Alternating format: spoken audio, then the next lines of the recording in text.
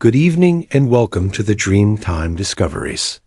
This is your time to settle in, let the day fade away, and simply listen as we drift through the universe together.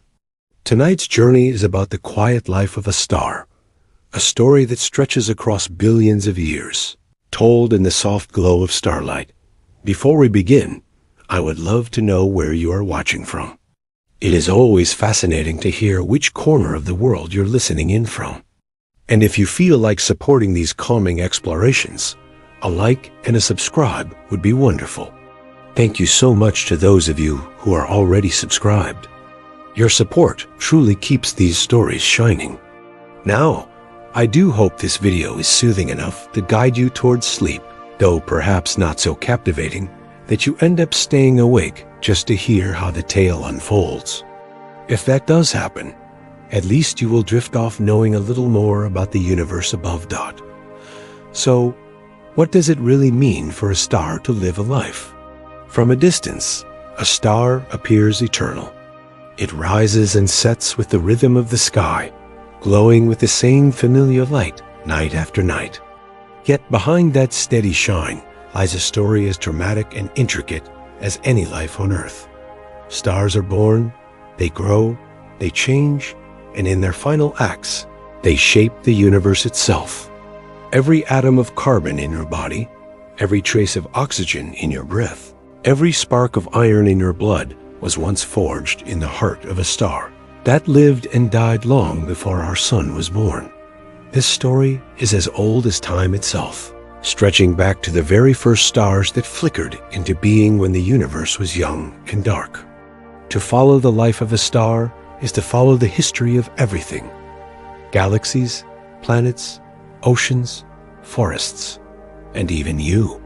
It is the slow but unstoppable rhythm of creation and transformation. In the chapters ahead, we will wander through the star's entire existence, from its silent beginnings in dark, drifting clouds of gas to the brilliant blaze of its middle years, and finally to the quiet or cataclysmic ends that scatter the seeds of new worlds. Along the way, we will discover how stars not only illuminate the cosmos, but also make it possible for life itself to exist. This journey is not rushed. Stars live on timescales far longer than human imagination can easily hold. And so tonight, we will follow them at a pace suited for rest, gentle, steady, and calm. So, let us begin by stepping into the universe's great nursery, where the first whispers of a star await in the silent darkness. If you look up at the night sky, it is easy to imagine stars as tiny pinpricks of light scattered across a black canvas, each one neat and self-contained. But in truth, the beginnings of a star are far from orderly.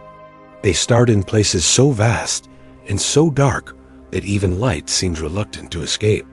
These are the molecular clouds, sometimes called stellar nurseries, and they are among the most mysterious landscapes in the cosmos.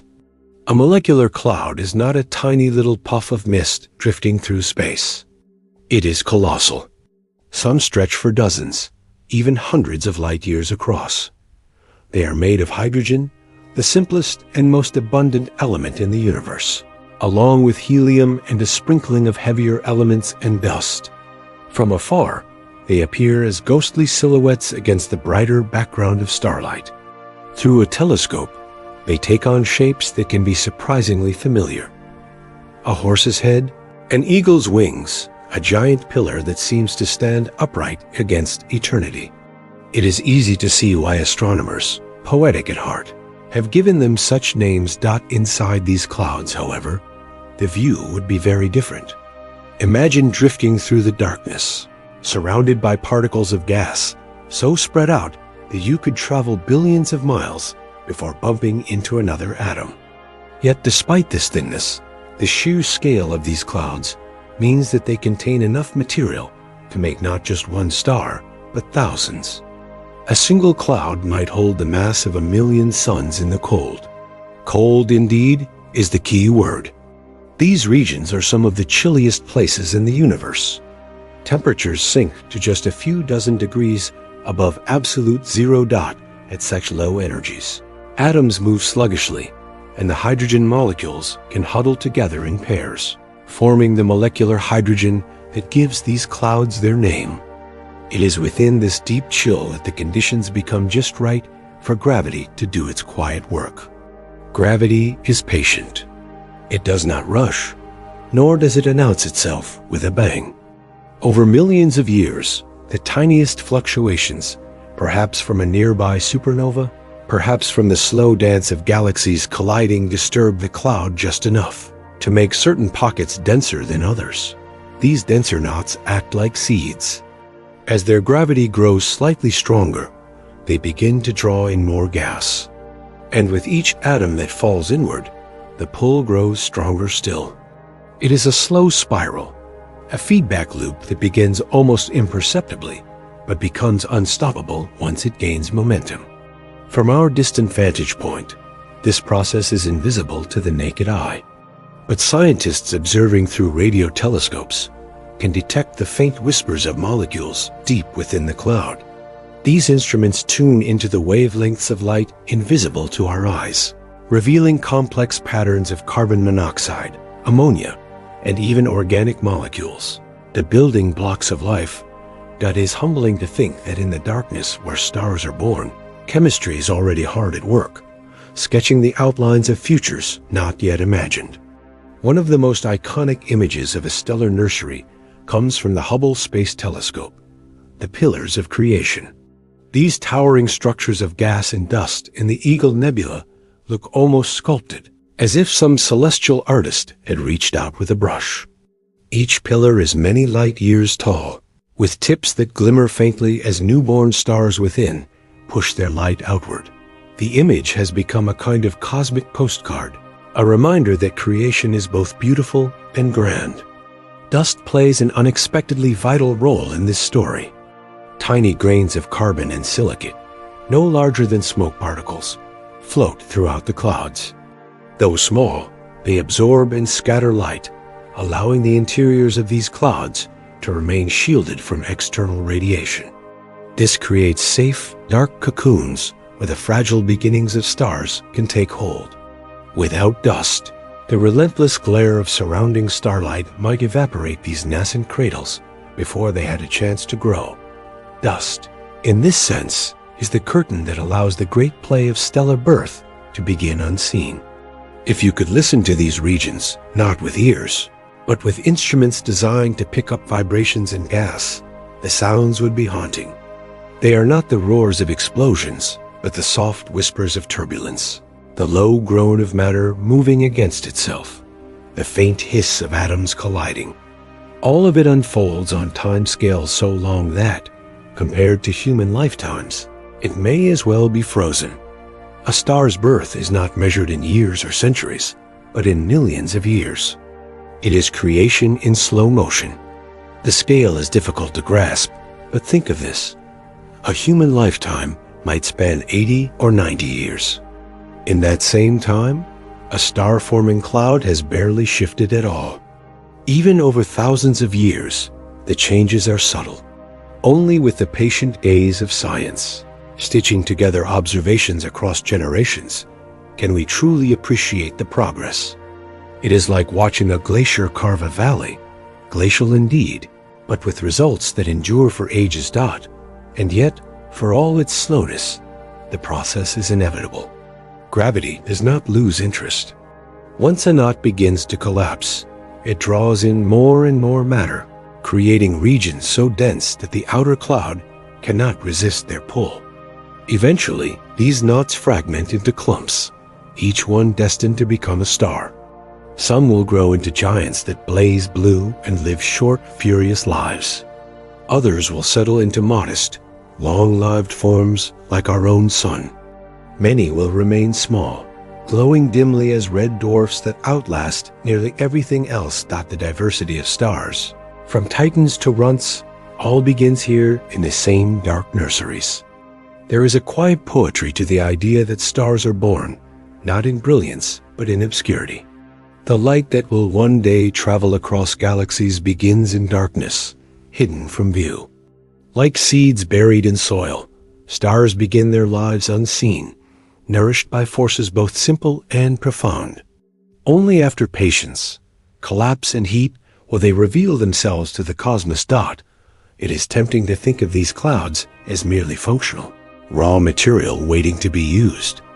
But they are more than that. They are places of mystery, of beauty, and of potential. They remind us that the universe is not static, but forever in the act of becoming. Within their veils of gas and dust lies the promise of new suns, new worlds, and perhaps new forms of life. In the stillness of a molecular cloud, you find both silence and anticipation. The hydrogen waits, the dust drifts, gravity pulls ever so gently, and somewhere in a pocket of darkness, the first heartbeat of a future star begins to stir. Deep within the quiet of a molecular cloud, something subtle begins to change. What was once an almost uniform spread of gas and dust starts to gather, pulled inward by gravity's patient hand. At first, it is imperceptible. Nothing seems to move, and the great veil of gas drifts as it always has. But gravity is relentless. Given enough time, even the faintest imbalance turns into motion, and soon the invisible hand of attraction begins to shape the future. The collapse of matter within a cloud is not like a dramatic plunge or a sudden landslide.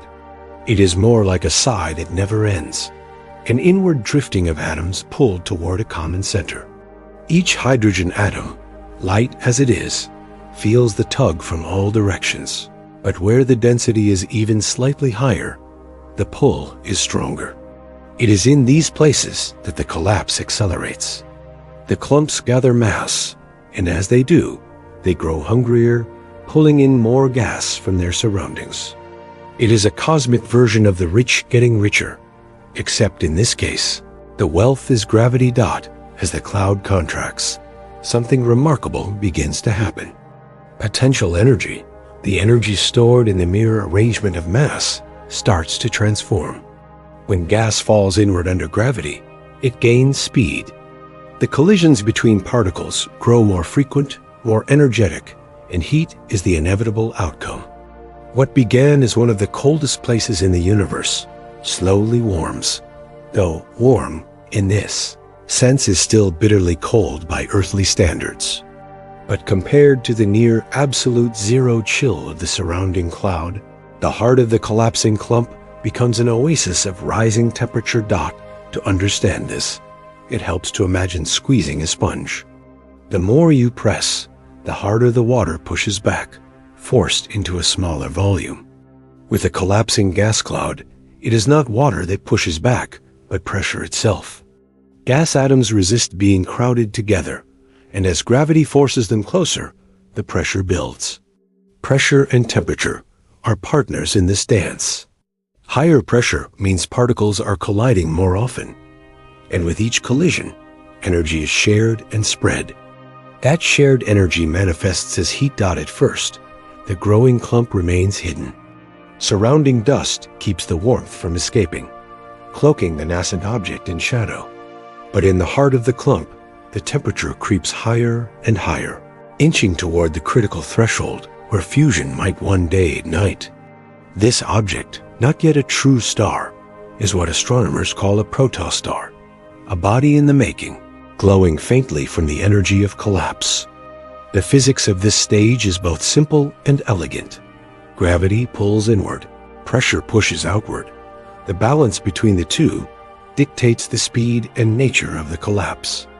If gravity were to win completely, the cloud would fall to a singular point, but pressure always pushes back, and the battle creates an equilibrium that slows the collapse, allowing it to unfold over millions of years rather than moments.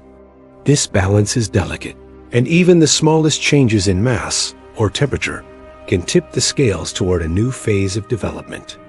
During this time, the protostar gathers a surrounding disk of material, a kind of flattened halo formed by the conservation of angular momentum. Every particle in the collapsing cloud carries a tiny bit of spin, and as the gas falls inward, that spin is conserved, just as a figure skater spins faster when pulling their arms inward. The result is a whirling disk of dust and gas encircling the central mass. From this disk, planets may one day form, but for now, it is a silent companion to the star's birth. Inside the protostar itself, layers of gas are compressed to densities unimaginable by human standards. The pressure becomes so high that atoms are stripped of their electrons, and the gas behaves more like a soup of charged particles than a simple mixture of atoms. The core grows denser and hotter, radiating energy outward not from fusion, but from the sheer force of gravitational contraction. This radiation pushes against the surrounding material, creating a faint but growing glow. If you could peer into such a cloud, the protostar would appear as a hidden ember, shining dimly in the infrared spectrum. The process is not entirely smooth. Bursts of energy can cause jets of material to shoot out from the poles of the protostar, narrow beams of plasma streaming across space for light years. These jets carve through the surrounding cloud, sometimes punching holes in the veil of gas and dust. Though they look dramatic in images, they are simply another expression of balance. As the star gathers mass, it must shed some of its angular momentum, and these jets provide the release. They are, in essence, the newborn's first cries into the cosmos. It is worth remembering just how slow this drama unfolds.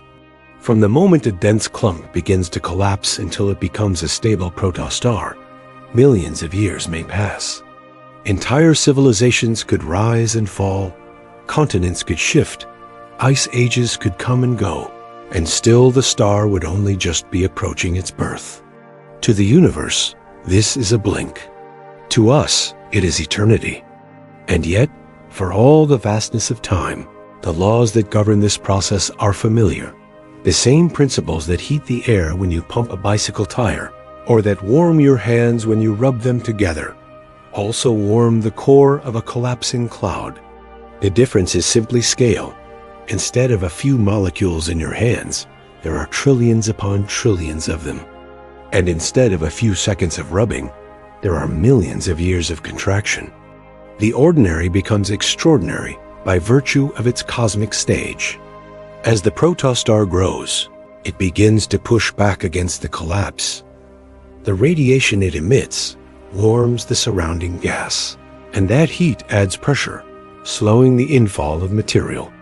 Eventually, a balance is reached where the inward pull of gravity is matched by the outward push of energy.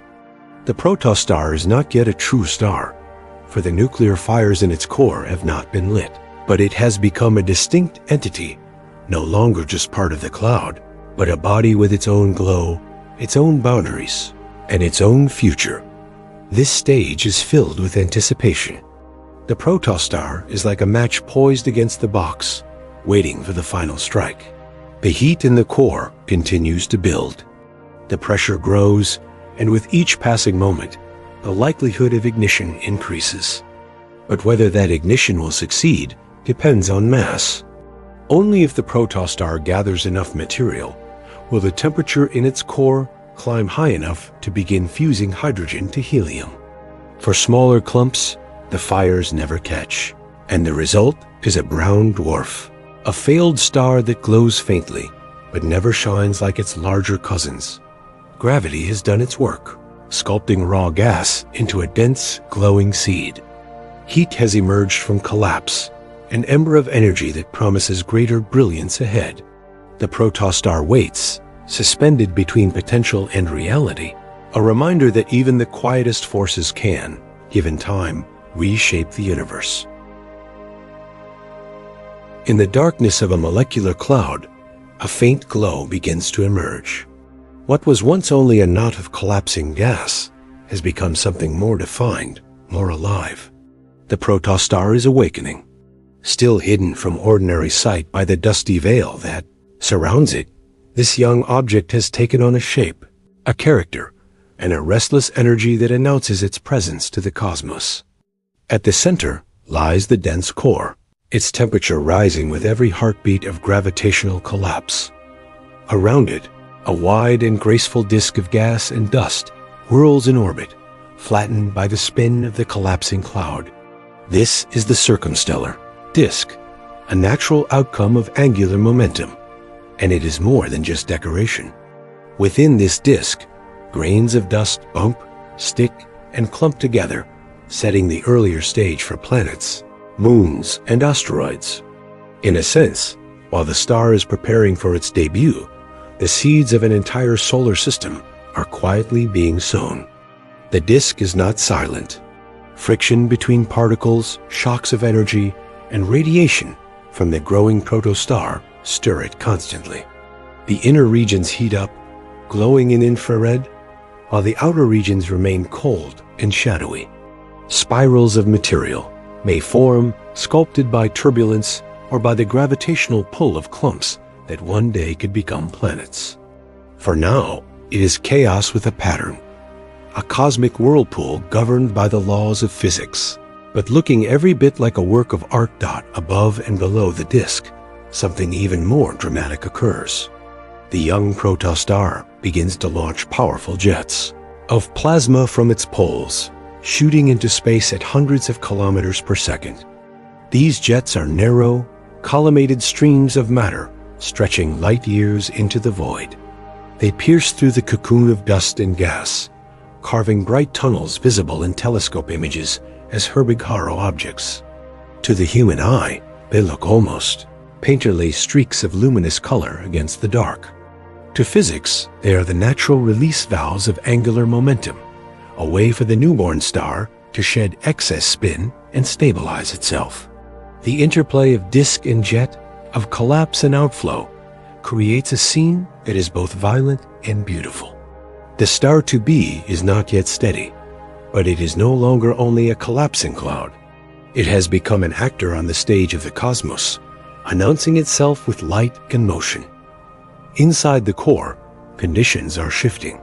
The temperature, which once hovered at a few thousand degrees, climbs steadily higher. With every atom that falls inward, the compression grows more intense and collisions become fiercer. At around 10 million degrees, the simplest and most important transformation in the universe begins to whisper. Hydrogen nuclei start to fuse into helium. At first, the fusion is tentative. Only a trickle of protons collide with enough force to overcome their mutual repulsion. But even this trickle releases energy, and that energy radiates outward, adding to the glow of the protostar.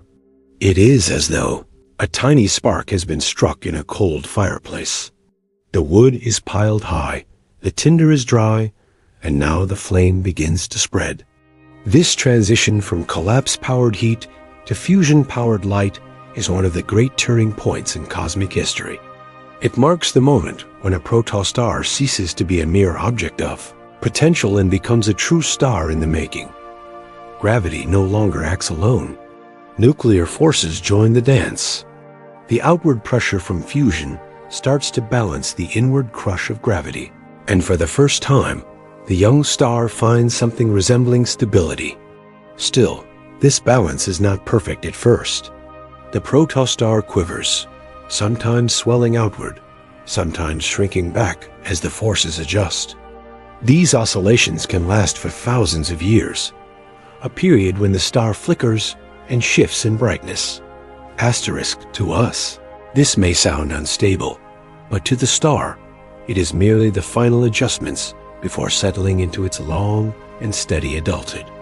The awakening of a protostar is also the awakening of light. Though dust still hides the star's visible glow, radiation in the infrared and radio wavelengths escapes freely. Telescopes tuned to these signals can peer through the murky clouds, revealing hundreds of protostars scattered throughout regions like the Orion Nebula. Each one is a spark waiting to ignite, a future sun surrounded by the promise of planets. It is a humbling reminder that our own solar system began in just such a place 4.5 billion years ago. Consider for a moment the scale of this process. A single protostar may take millions of years to fully ignite. Yet in that span, it sets into motion events that will ripple across billions of years. The disk that now swirls around it may one day coalesce into worlds, some barren, some ocean-covered, perhaps even some alive. All of it depends on the simple fact that hydrogen is beginning to fuse, that the furnace of creation has finally found its flame. As the protostar grows in strength, it also grows in character. The color of its light, the rhythm of its jets, the structure of its disk, all of these will help determine what kind of system it will host. A massive protostar, far larger than our sun, will blaze fiercely and live briefly. A smaller one may glow gently for trillions of years. Each is unique, yet all share the same origin story. Born from collapse, nurtured by gravity, and awakened by fusion. There is a quiet paradox here. The birth of a star is both violent and serene.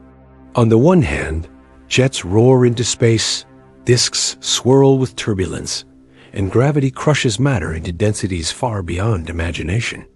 On the other hand, from the vastness of the cosmos, it all unfolds in near silence, with a grace that seems more like a slow dance than a battle. It is a reminder that beauty often lies not in the absence of chaos, but in the harmony that emerges from it. The moment hydrogen begins to fuse is sometimes described as ignition, but it is not a sudden spark like a match. It is more like dawn breaking over a long night. At first, the light is faint and tentative, then stronger and unstoppable. With fusion underway, the protostar is no longer just awakening. It has taken its first breath as a true star, ready to shine for eons to come. Yet for now, it remains, wrapped in its dusty cradle, its light mostly hidden from ordinary view. The jets continue to carve paths outward, the disk continues to swirl, and the core continues to burn ever hotter. The protostar is awake, restless, and growing. Its journey only just begun. At last, the star finds its balance. After millions of years of collapse, turbulence, and restless shifting, the core has reached the point where fusion burns steadily. Gravity pulls inward, trying to crush the mass into an ever smaller point, while the outward pressure from nuclear reactions pushes back with equal strength.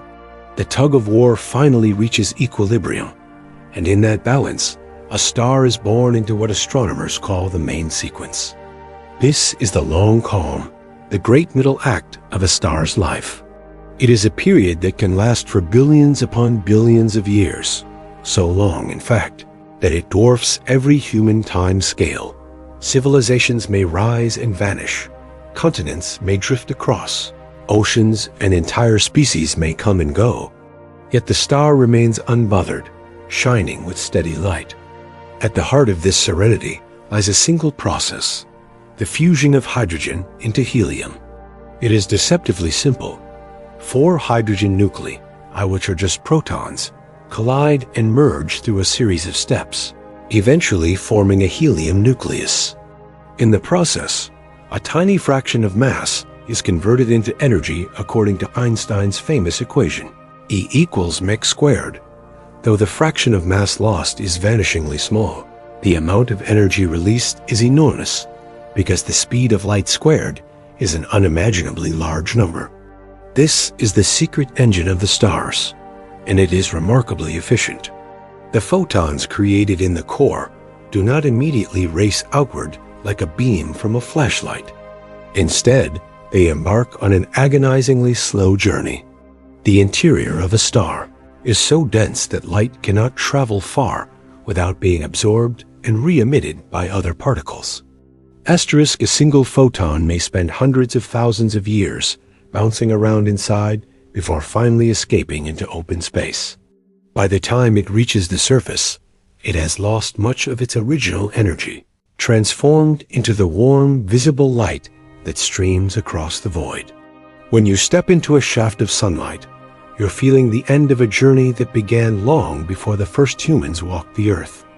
From a distance, a star in its main sequence phase appears serene, but the interior is a cauldron of motion. Convection churns in the outer layers of some stars, carrying heat upward in great rolling cells. In more massive stars, radiation dominates, with photons streaming outward through layers of gas. The details differ, but the result is the same, the steady release of energy that keeps the star shining. This constancy is the reason life on planets like Earth is possible. A star in the main sequence does not flicker wildly or erupt unpredictably.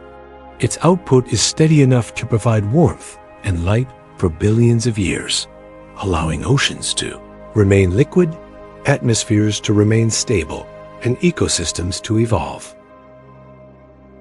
In a universe filled with violent events, supernova, black holes, and galaxies colliding, the main sequence is a rare gift of stability. It is, in many ways, the quiet heart of cosmic time. Not all stars live the same kind of calm. The lifespan of a star depends almost entirely on its mass. Paradoxically, the largest stars live the shortest lives. A star many times more massive than the Sun burns through its hydrogen at a furious rate, blazing blue and bright, but exhausting its fuel in only a few million years. By contrast, the smallest stars, the red dwarfs, sip their hydrogen so slowly that they may shine for trillions of years, far longer than the current age of the universe. Our Sun sits comfortably in between, destined to enjoy a main sequence life of about 10 billion years, of which roughly half has already passed. The colors of stars reflect their temperatures during this phase. Hot, massive stars glow blue or white. Cooler ones glow orange or red. And stars like the Sun fall in the gentle middle with a yellow-white hue.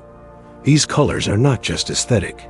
They tell astronomers about the physics of the star, its mass, temperature, and age.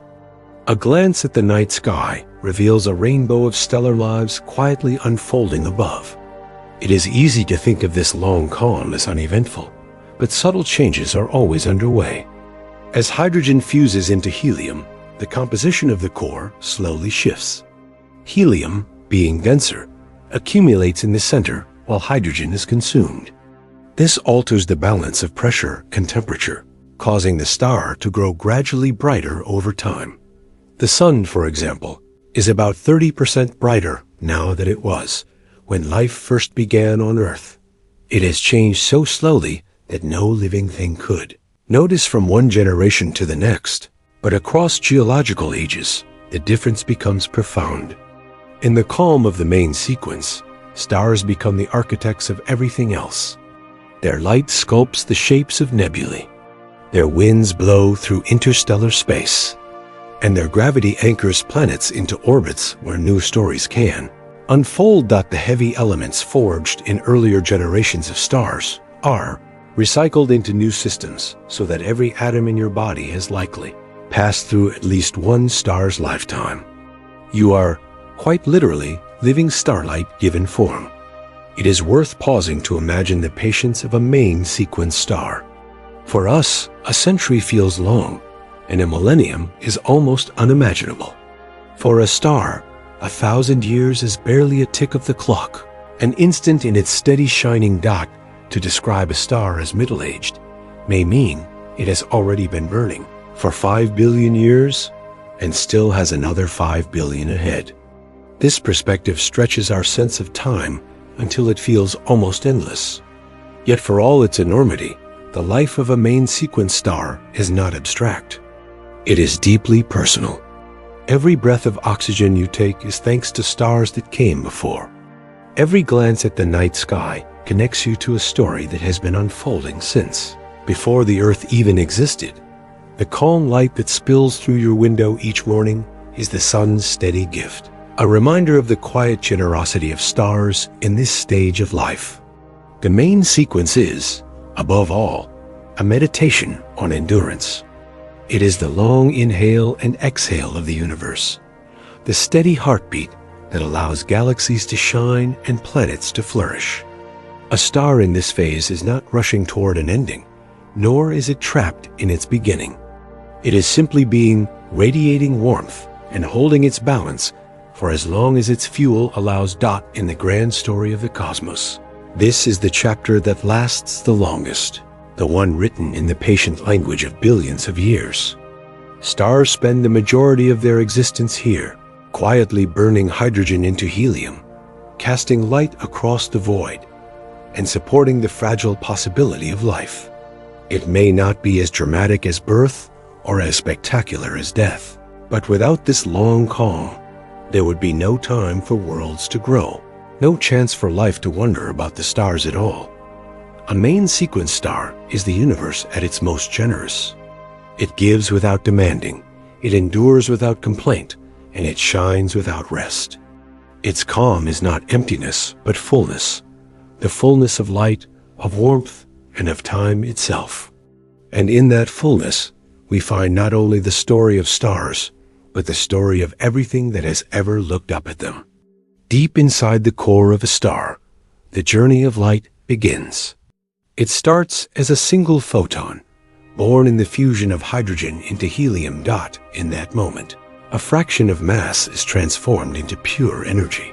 A tiny spark created in conditions so hot and so dense that ordinary matter is stripped down to its barest essence. That photon might seem destined to streak straight outward into space, but the reality is far stranger. The interior of a star is not transparent like air, nor even translucent like frosted glass. It is an almost impenetrable ocean of plasma, where atoms are stripped into nuclei and electrons, and where particles jostle shoulder dash to dash shoulder dot asterisk for a newborn photon. There is no easy path forward.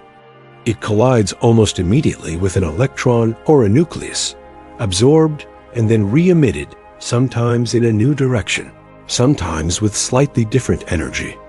It takes a step, then tumbles back, and veers sideways. Its path is a random walk, a cosmic pinball game with no clear end. Because of this relentless scattering, the outward progress of a photon is achingly slow. A journey that would take mere seconds if space were empty, instead stretches into hundreds of thousands of years. Some photons may wander for more than 1,000,000 years before finally reaching the surface. To imagine this is to think of light not as a racing arrow, but as a patient wanderer, stumbling through a labyrinth so vast that its exit is measured not in miles, but in epochs. And yet, the star never falters. With trillions upon trillions of photons all taking their meandering paths, the combined effect is a steady outward flow of energy. This is what keeps the star balanced, what allows it to shine with calm and constant brightness.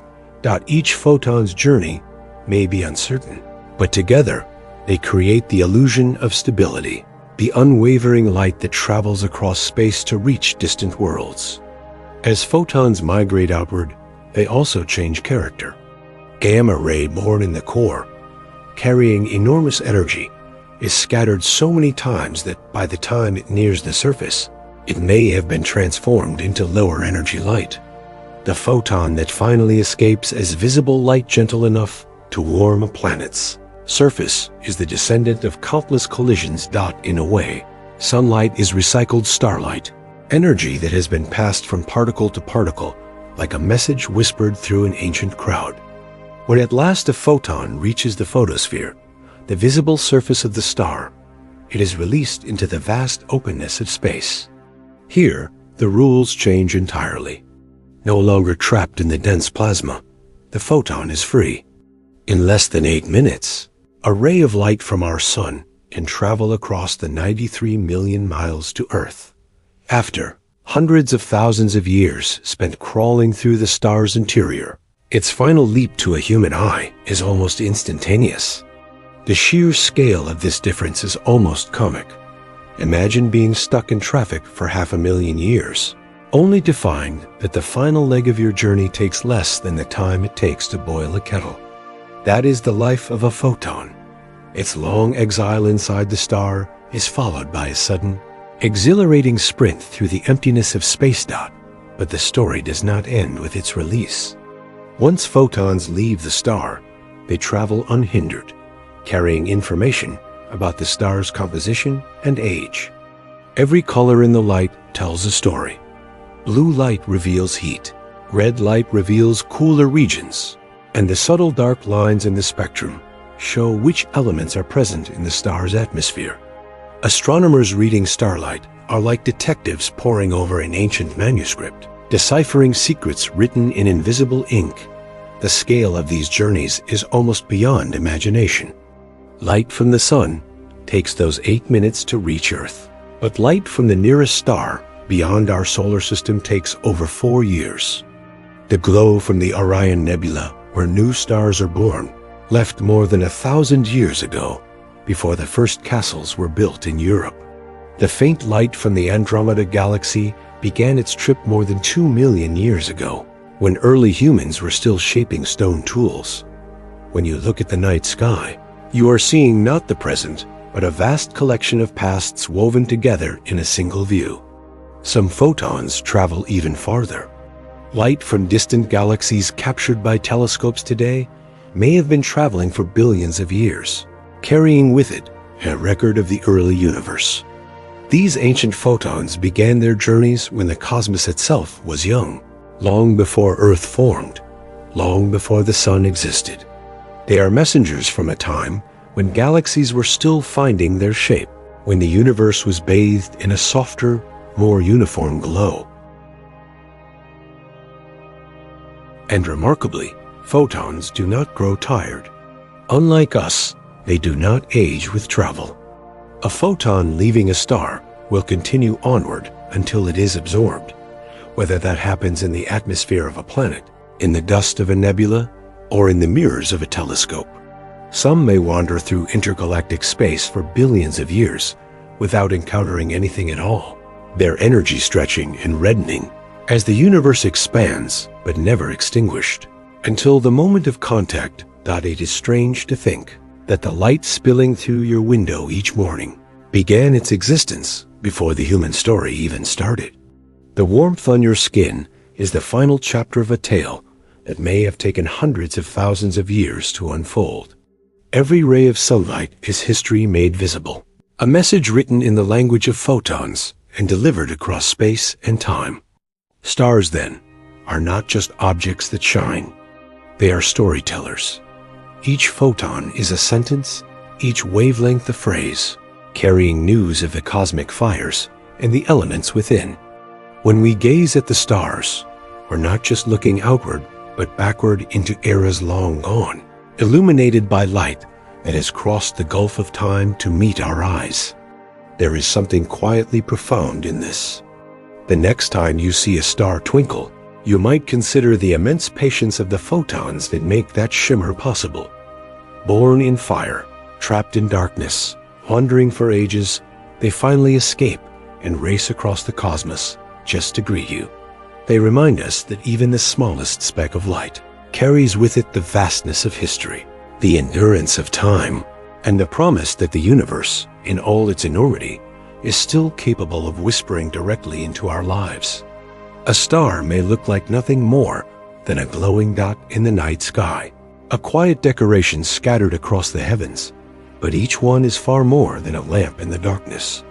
Stars are engines of creation, the architects of galaxies, and the foundries that forge the very atoms of our bodies. Without them, the universe would be an empty, silent expanse of hydrogen and helium. With them, it becomes a stage filled with complexity, beauty, and life. When a star burns hydrogen in its core, it is not simply producing light and heat. It is also transforming the chemistry of the cosmos. Fusion in the heart of a star takes the simplest element, hydrogen alone proton, and weaves it into helium, a slightly more elaborate nucleus. Over time, as stars grow older and hotter, they begin to craft heavier elements. Helium can fuse into carbon, carbon into oxygen, oxygen into neon and magnesium, and onward up the chain to silicon and iron. This process, known as stellar nucleosynthesis, is the cosmic alchemy that fills the periodic table. Yet, even the most massive stars cannot forge everything.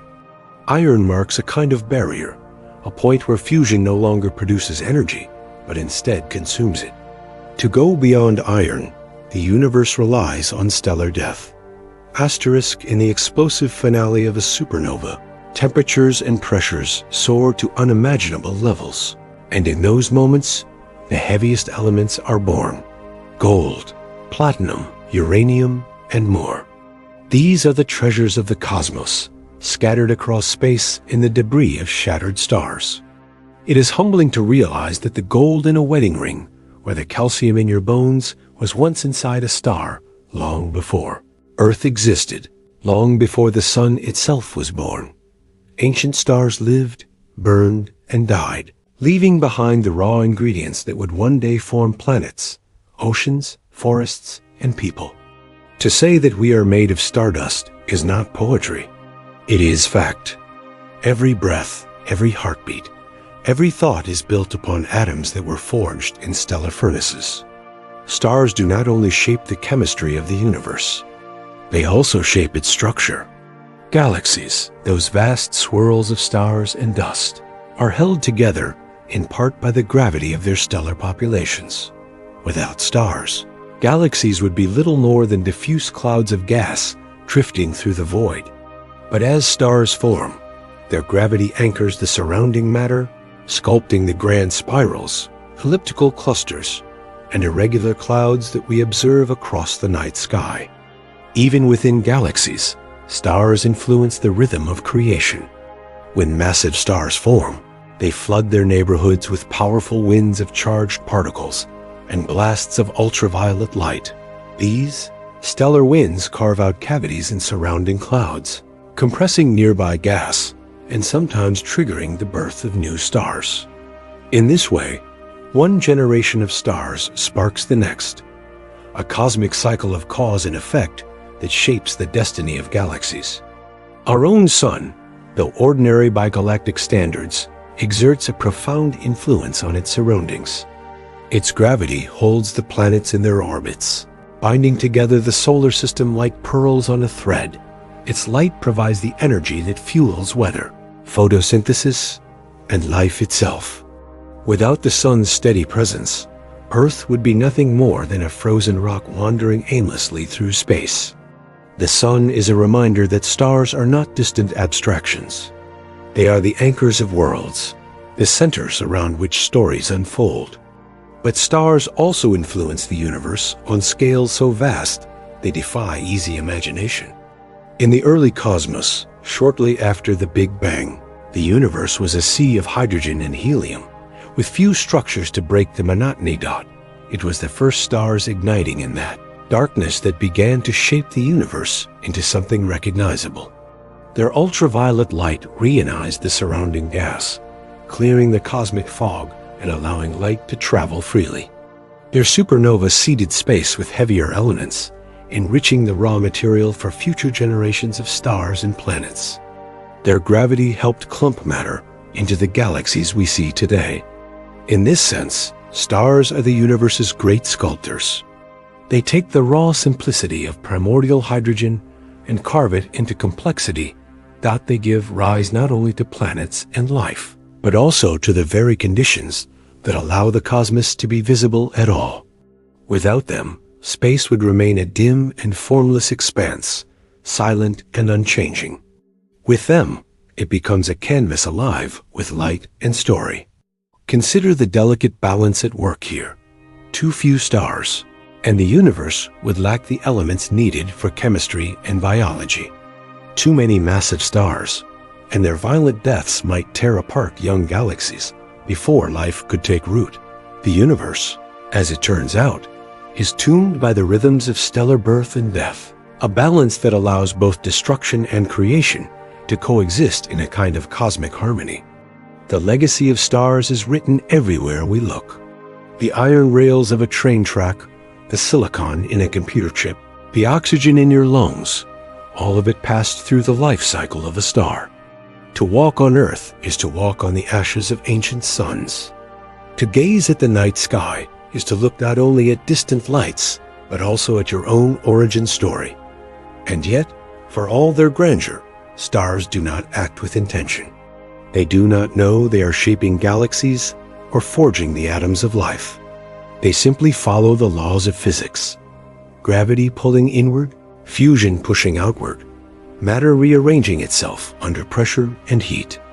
It is a process both inevitable and miraculous. From simple rules emerge outcomes as profound as gold jewelry, seashells, and human curiosity. There is a quiet humor in the idea that some of the most precious things we prize, the sparkle of a diamond ring, the shimmer of platinum, the glow of a fireplace's embers, are byproducts of stars living their lives. Asterisk stars are, in a way, the universe's most generous artists, scattering beauty across space without ever pausing to admire it themselves. To appreciate how stars shape the universe is to see the cosmos not as a static backdrop, but as an ongoing performance. Each star is both a participant and a creator, contributing to the symphony of galaxies, elements, and life. Their light is the music, their gravity the rhythm, and their deaths the dramatic crescendos that give rise to new beginnings. The next time you look at the night sky, try to imagine the work being done in silence above. Every twinkle is a forge, every glow a beacon of creation, every faint shimmer a reminder that the universe is alive with transformation. And the atoms that make you are akin to those distant lights, born in fire, carried across space, and gathered into the shape of your body. Stars did not just shape the universe. In a very real sense, they shaped you. When you look up at the night sky, it is tempting to think that all stars are the same, tiny white specks scattered across the darkness. But with a careful eye or a good telescope, you will notice that stars come in different hues and levels of brightness. Some glow faintly red, others shine with a blue-white brilliance, and in between are shades of gold, amber, and pale yellow. These differences are not just pretty variations. They reveal the very nature of the stars themselves. Astronomers make sense of this variety through a tool known as the Hertzsprung-Russell diagram, often shortened to the HR diagram. It may sound technical, but at heart it is a kind of cosmic family portrait, a way of arranging stars according to their brightness and temperature.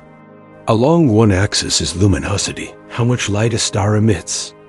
Along the other is temperature, which correlates with color. When stars are plotted in this way, they fall into distinct patterns that tell the story of their lives. The largest group of stars, including our Sun, line up along a broad diagonal band called the main sequence. Here, stars spend the majority of their lives quietly fusing hydrogen into helium.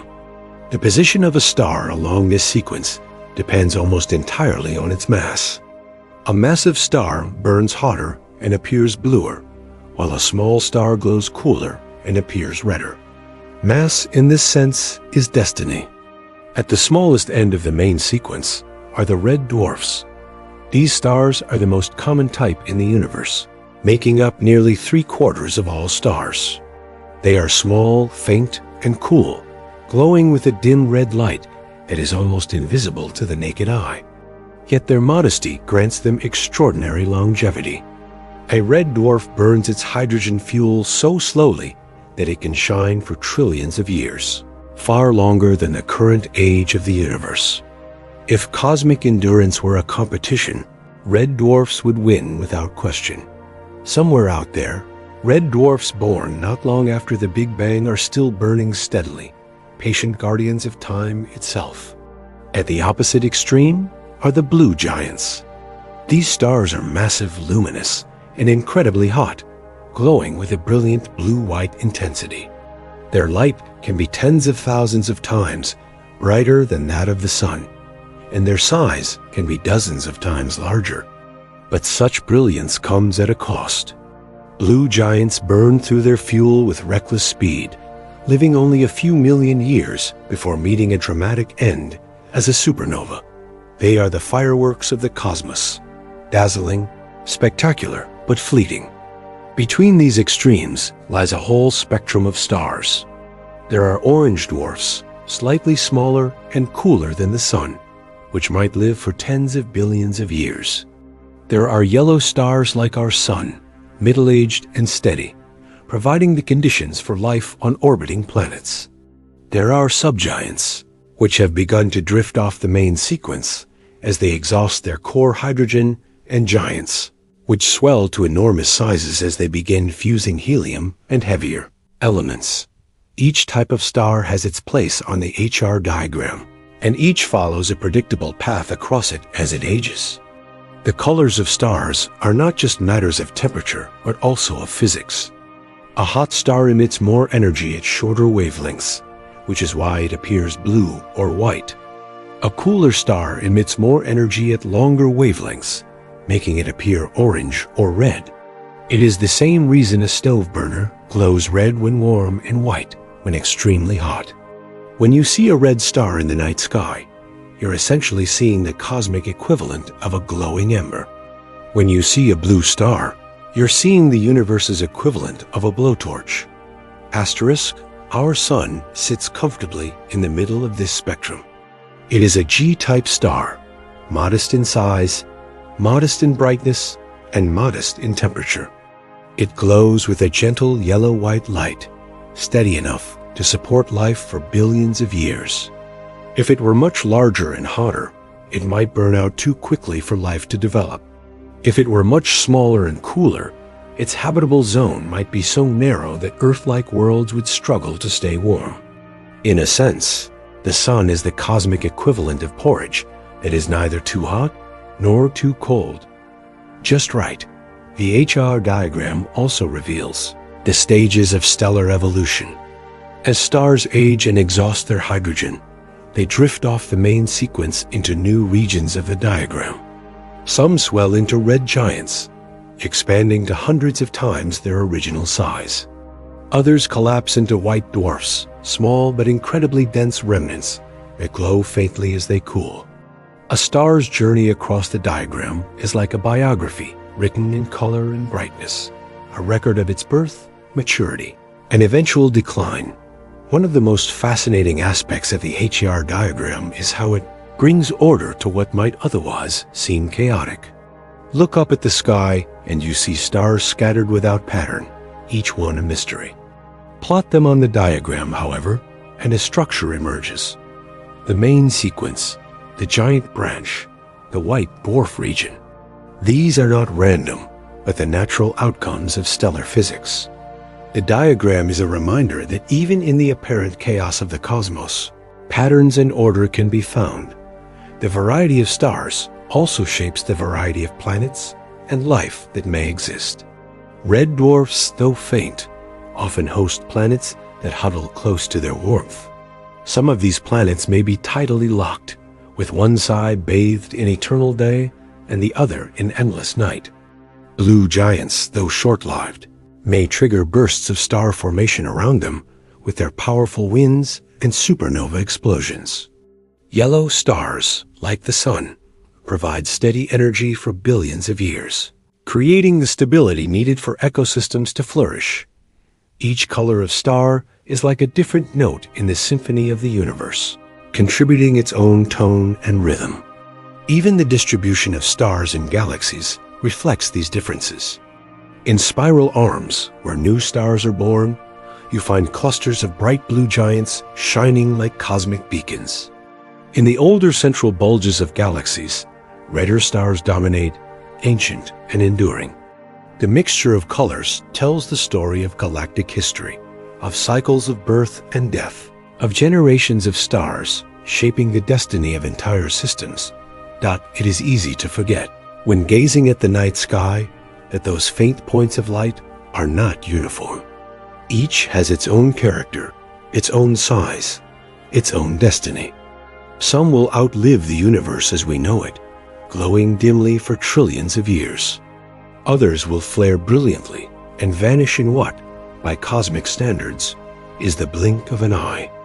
Our sun, steady and unassuming, sits between these extremes, a quiet star with just enough warmth and just enough time to allow a small rocky planet to grow forests, oceans, and civilizations capable of looking back at it in wonder. The color and size of a star are not superficial details. They are the fingerprints of physics, the signatures of mass, temperature, and age. They tell us not only what a star is now, but also where it has been and where it is going. The next time you notice a star that glows a little redder or bluer than the others, you're not just seeing a difference in shade. You're seeing a life lived on a different time scale, a destiny shaped by mass and heat, and a place on the grand diagram that maps the universe's most luminous inhabitants. The night sky is, in truth, a rainbow written in stars. From the faintest red dwarfs to the blazing blue giants, from our modest yellow sun to the countless varieties in between. Each star adds its own hue to the canvas of the cosmos. Together, they paint a portrait of a universe that is as orderly as it is beautiful, a universe in which every color tells a story of time, of energy, and of life itself. There is one star that matters to us more than any other, a star so familiar that it almost disappears into the background of daily life. It rises each morning, arcs across the sky, and sinks again in the evening. It warms our skin, powers the growth of plants, drives the winds and currents of the oceans, and sets the rhythm of our days. It is the sun, an ordinary star by cosmic standards, and yet extraordinary in its role as the quiet heart of our world. The sun is not especially large. It is not particularly hot, nor especially bright, compared to the stars scattered across the galaxy. Asterisk astronomers classify it as a G-type main sequence star, one of countless millions of its kind. And yet, from our vantage point, it is everything. At about 100 times wider than Earth, and more than 300,000 times as massive, it dominates the solar system with its gravity. Every planet, moon, asteroid, and comet traces its path around the sun, held in orbit by its steady pull. Without it, there would be no Earth, no oceans, and certainly no life to contemplate its light. The sun's warmth is both gentle and relentless. At its core, hydrogen nuclei fuse into helium at a staggering rate, releasing energy that eventually emerges as sunlight. Every second, the sun converts nearly 4 million tons of mass into pure energy. That number is almost impossible to imagine, and yet from 93 million miles away, this immense furnace provides just the right amount of heat and light to keep Earth comfortably habitable. It is a cosmic coincidence that our planet sits at precisely the right distance in the so-called habitable zone where water can remain liquid and life can thrive. It is easy to take this balance for granted. The sun does not flicker dramatically. It does not blaze unpredictably or fade without warning. Instead, it shines with quiet consistency, a steady beacon across the billions of years of Earth's history.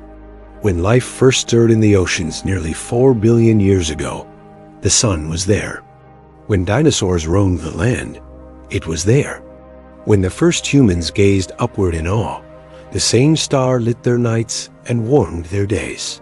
The continuity is comforting, a reminder that amidst all the changes of history, some things remain steadfast.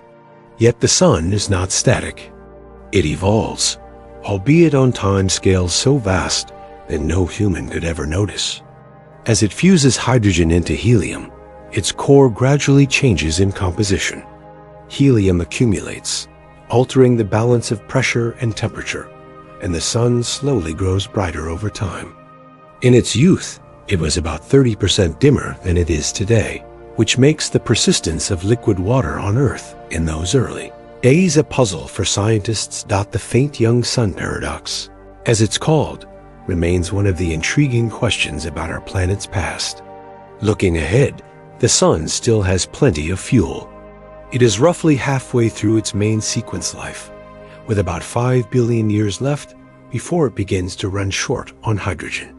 For now, its fusion furnace hums along, steady and generous. But eventually, the balance will shift. The core will contract, temperatures will rise, and the outer layers will swell outward, transforming the sun into a red giant dot in that distant future. The inner planets, perhaps even Earth, may be engulfed. Oceans will boil away, skies will glow, and the calm, familiar sun will take on a very different form. The end, however, will not be violent compared to the fate of massive stars. Our sun is not large enough to explode as a supernova. Instead, it will shed its outer layers in a series of delicate outflows, creating a glowing shell of gas called a planetary nebula. The core that remains will collapse into a white dwarf, a small but incredibly dense remnant roughly the size of Earth.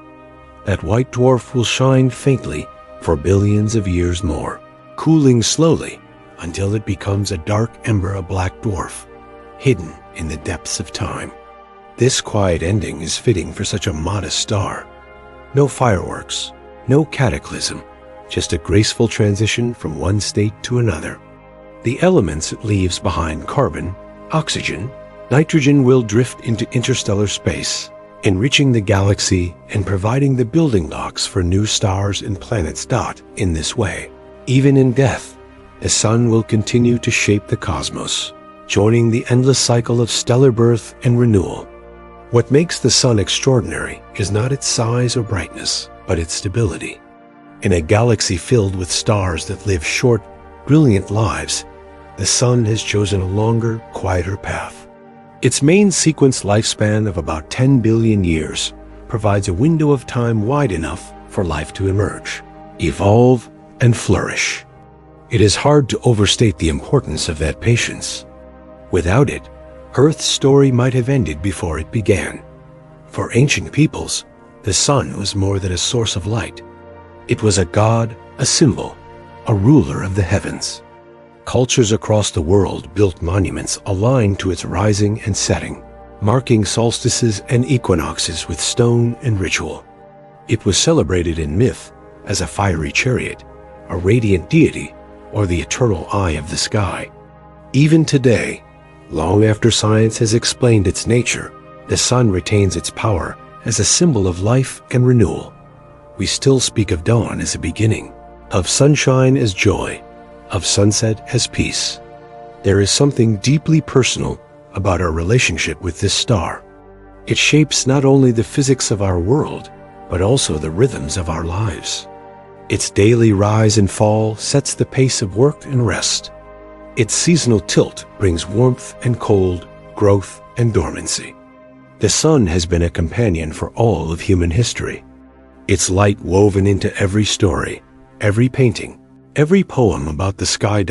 It is as ordinary as the clock on the wall, and as extraordinary as the fact that without it, we would not exist. When you feel the warmth of sunlight on your face, you are feeling the product of nuclear fusion. It began in the sun's core hundreds of thousands of years ago. A photon born in that fiery furnace wandered for eons through dense plasma before escaping into space, racing across the void and finally landing gently on your skin. That warmth is a gift of time and distance, the simplest yet most profound connection between human life and the cosmos. To reflect on the sun is to reflect on balance. It is large enough to hold the planets in orbit, yet not so large as to burn out quickly. It is bright enough to sustain life, yet not so intense as to destroy it. It has been steady for billions of years, and it will remain steady for billions more. It is, in every sense, an ordinary star, and that ordinariness is precisely what makes it so extraordinary. The sun is our quiet guardian, our dependable companion, and our link to the greater cosmos. Its story reminds us that the universe does not always need grandeur to be magnificent. Sometimes the greatest wonders are the ones that shine every day, unnoticed, until we pause to look up. When we do, we see not just a ball of plasma in the sky, but the very heart of life itself, glowing with patience, endurance, and quiet grace. For most of its life, a star is the very definition of stability. It shines steadily, converting hydrogen into helium with a patience that spans billions of years. To any observer, it appears eternal, as though it will go on glowing forever. But even stars, as vast and enduring as they seem, cannot escape the slow passage of time. Subtly, almost imperceptibly, change creeps in. The fuel that powers the steady furnace begins to dwindle, and with that shortage comes transformation. At the heart of every star is its engine, the fusion of hydrogen into helium. For ages, this process has been reliable, balancing the inward pull of gravity with the outward push of energy dot. But hydrogen is not infinite. As the star consumes its fuel, the central core fills with helium ash, material too light to fuse further under existing conditions. The ratio of hydrogen to helium shifts, and suddenly the equilibrium that seems so perfect begins to falter. The first sign of aging is the contraction of the core. As hydrogen thins out, there are fewer fusion reactions to push outward. Gravity, which never relents, takes the opportunity to squeeze the core tighter.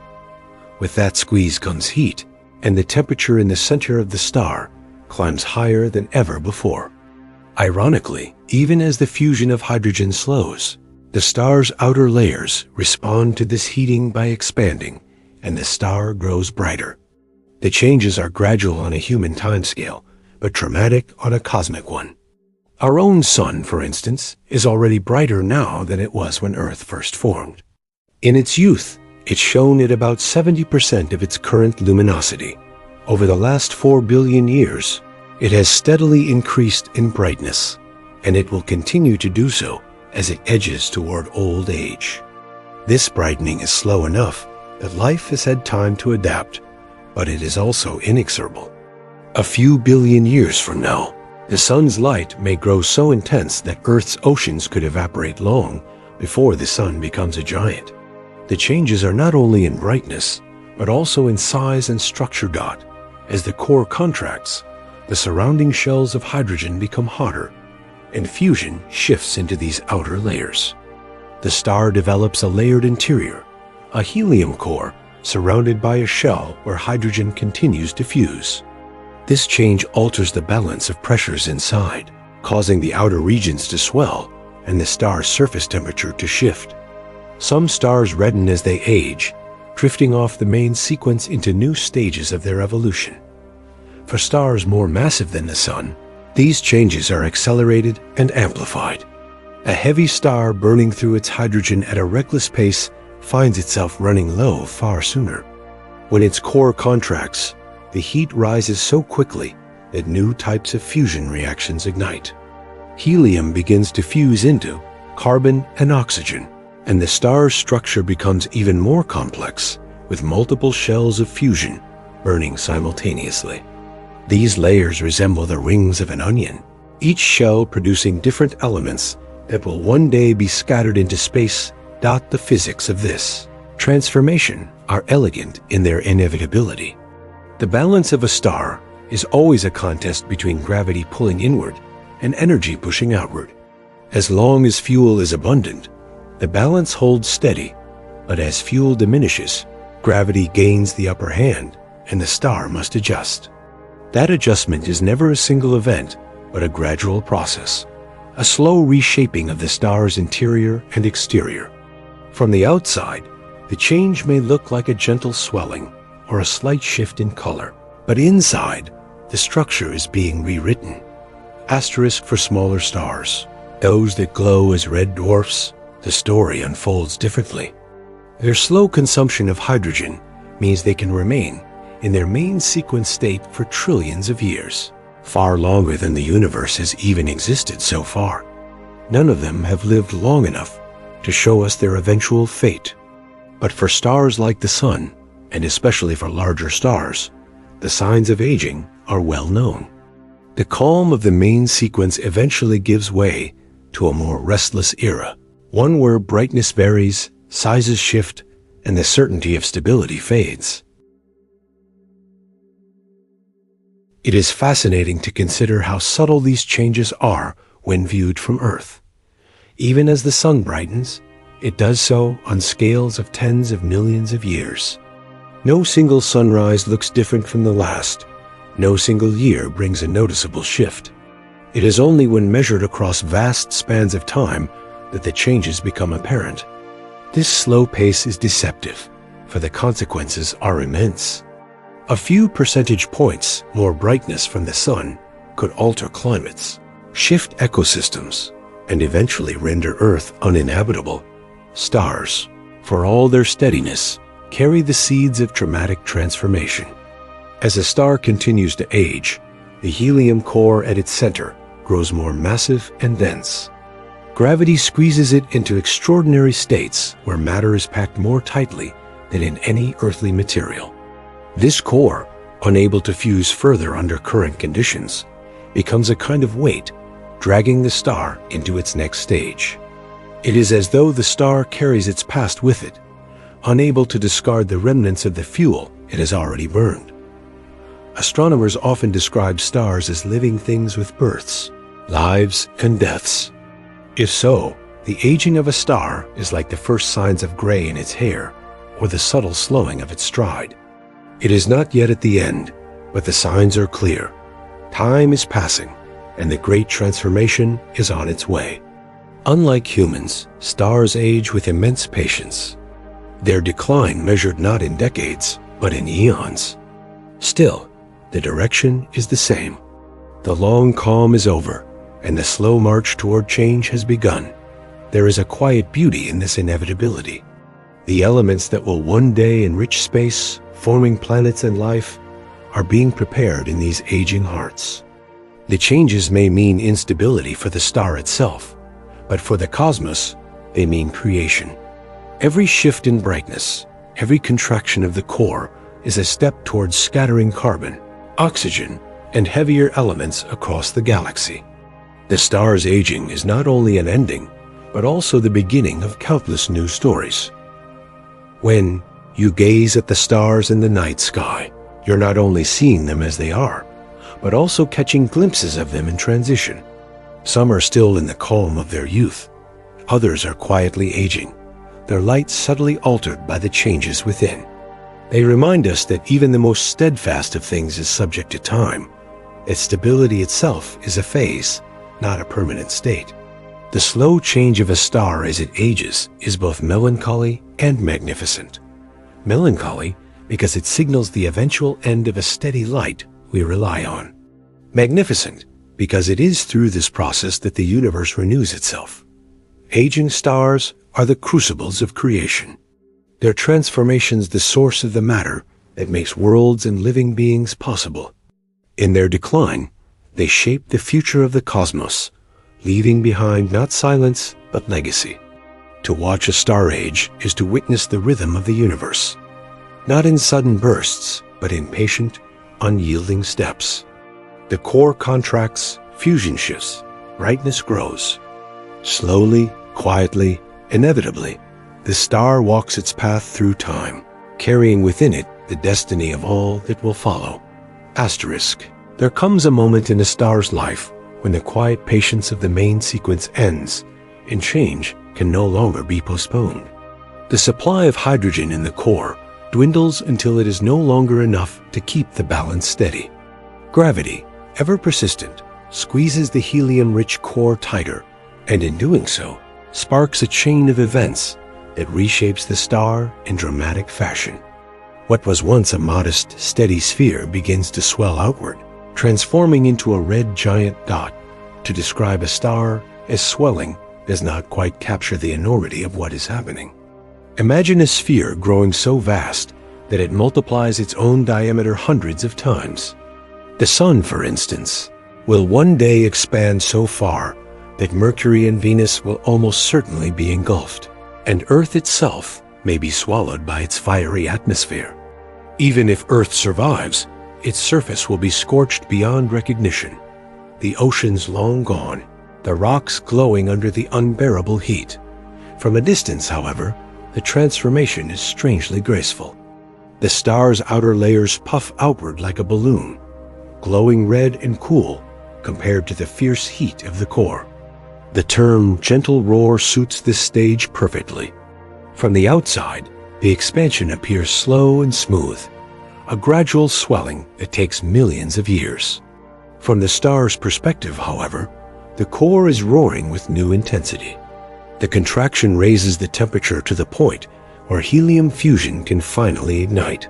Fusing 3 helium nuclei into carbon. This process, known as the triple alpha reaction, pours out energy, and that energy pushes against the outer layers, inflating the star like a great luminous lantern in the sky. Despite its swollen size, the surface of a red giant is surprisingly cool compared to its earlier phase.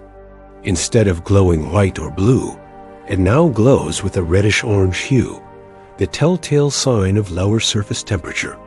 Yet this coolness is deceptive. The sheer size of the star means that its luminosity is immense, thousands of times greater than before. What it lacks in surface heat, it makes up for in sheer scale, casting light and warmth across vast distances. If you could stand on a planet orbiting a red giant, assuming it had not already been engulfed, the view would be astonishing. The star would dominate the sky, filling it with a crimson glow. Shadows would stretch long and faint. Colors would appear washed in red, and the heat would be relentless. The night sky, if it could still exist in such a system, would be bathed in perpetual twilight from the swollen star's light. It would be both beautiful and apocalyptic, a vision of grandeur that no living being could survive. The physics behind this expansion is a kind of cosmic balancing act. As the core contracts and grows hotter, the outer layers are pushed outward by the sheer pressure of the energy being released. These layers are tenuous, stretched thin over a vast distance, so much so that the outer atmosphere of a red giant can be blown away by stellar winds. Material that was once securely part of the star is carried off into space, forming shells of gas and dust that enrich the interstellar medium.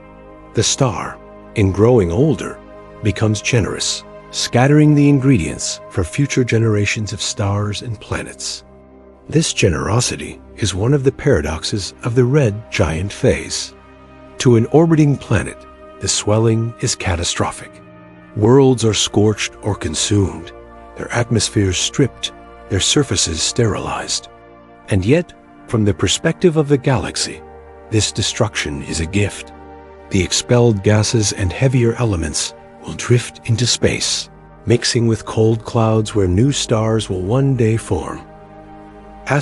In the death throes of one star lie the seeds of countless others. The transformation into a red giant also alters the star's internal structure. Fusion no longer happens just in the core, but also in shells around it. Hydrogen burns in a shell surrounding the helium core, while helium itself begins to fuse in the very center. In more massive stars, additional shells ignite, fusing carbon, oxygen, and heavier elements. The star becomes a layered structure, like a cosmic onion, each shell burning a different fuel dot. It is an intricate, fiery architecture, one that marks the final act of stellar life before collapse or quiet fade. Though the red giant phase signals the beginning of the end, it can last for a surprisingly long time. For a star like the Sun, this stage will endure for perhaps 1 billion years. That is long enough for its inflated form to dominate the sky of its solar system, long enough for its stellar winds to carve vast clouds into space, and long enough for the universe to prepare for its next act. In cosmic terms, it is not a fleeting moment, but a significant chapter, one that shapes the destiny of everything nearby. The sheer size of red giants makes them some of the most recognizable stars in the night sky. Betelgeuse, the bright red shoulder of Orion, is a classic example. If it were placed at the center of our solar system, its swollen body would extend beyond the orbit of Mars. Another is Antares, the heart of Scorpius, glowing like a red ember against the darkness. These stars are reminders that the fate awaiting the Sun is not unique. It is the common destiny of stars of a certain mass, a transformation written into their very physics. For humans, the idea of the Sun becoming a red giant carries a quiet weight. It is a glimpse of the distant future, a time when Earth as we know it will no longer exist. Oceans will boil away, continents will glow, and even the most resilient forms of life will be swept aside. Yet this vision is not one of despair. It is a reminder of the impermanence of worlds and the continuity of the cosmos. What ends here will begin again elsewhere, in new stars, new planets, and perhaps new forms of life. There is a strange comfort in this thought.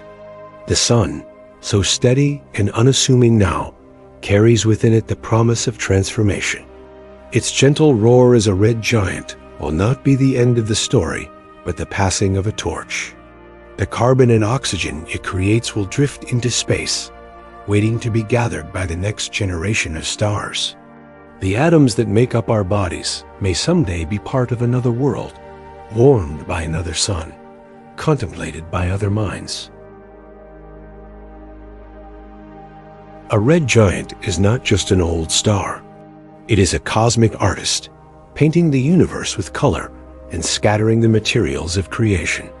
Its swelling form is both an ending and a beginning, both destruction and gift. To watch a star become a red giant is to witness the universe itself breathing, expanding outward, exhaling the elements of life into the great darkness.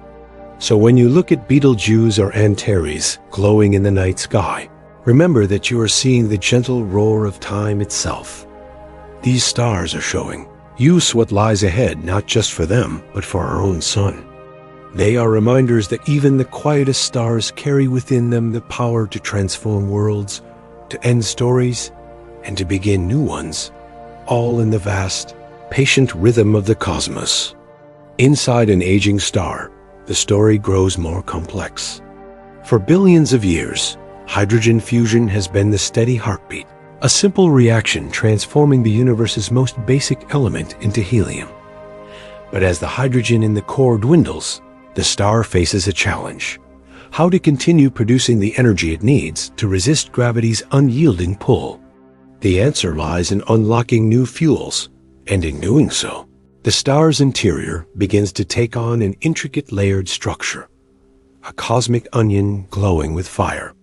The first great shift comes with helium. When the contracting core becomes hot enough around, 100 million degrees helium nuclei begin to collide with enough force to overcome their natural repulsion. This process, called the triple alpha reaction, fuses 3 helium atoms into a single carbon nucleus. With the addition of a 4th helium, oxygen is born. Suddenly, the star has a new way to generate energy, and its life extends into another chapter. This moment is often dramatic for stars like the Sun, because helium fusion begins abruptly in a degenerate core where matter is packed so tightly that pressure no longer depends on temperature. The ignition can happen explosively in what astronomers call a helium flash. In reality, the star does not blow apart, but the sudden onset of fusion releases an enormous burst of energy that reconfigures the star's interior, stabilizing it into a new balance. The outer layers settle again, and the star continues on, powered now by helium burning at its core. But helium, like hydrogen before it, is finite. Once much of it has been consumed, the core contracts further, heating to even greater extremes. Around it, shells of fusion continue to burn, with hydrogen fusing in one layer and helium fusing in another. The result is a star with multiple active zones, each layer generating its own energy.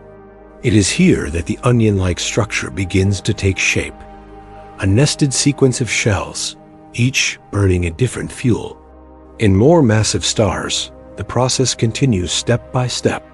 After helium comes carbon, fusing into neon, magnesium, and sodium. With further contraction and heating, oxygen fuses into silicon and sulfur. Finally, silicon itself fuses into iron. Each stage requires higher temperatures and shorter timescales.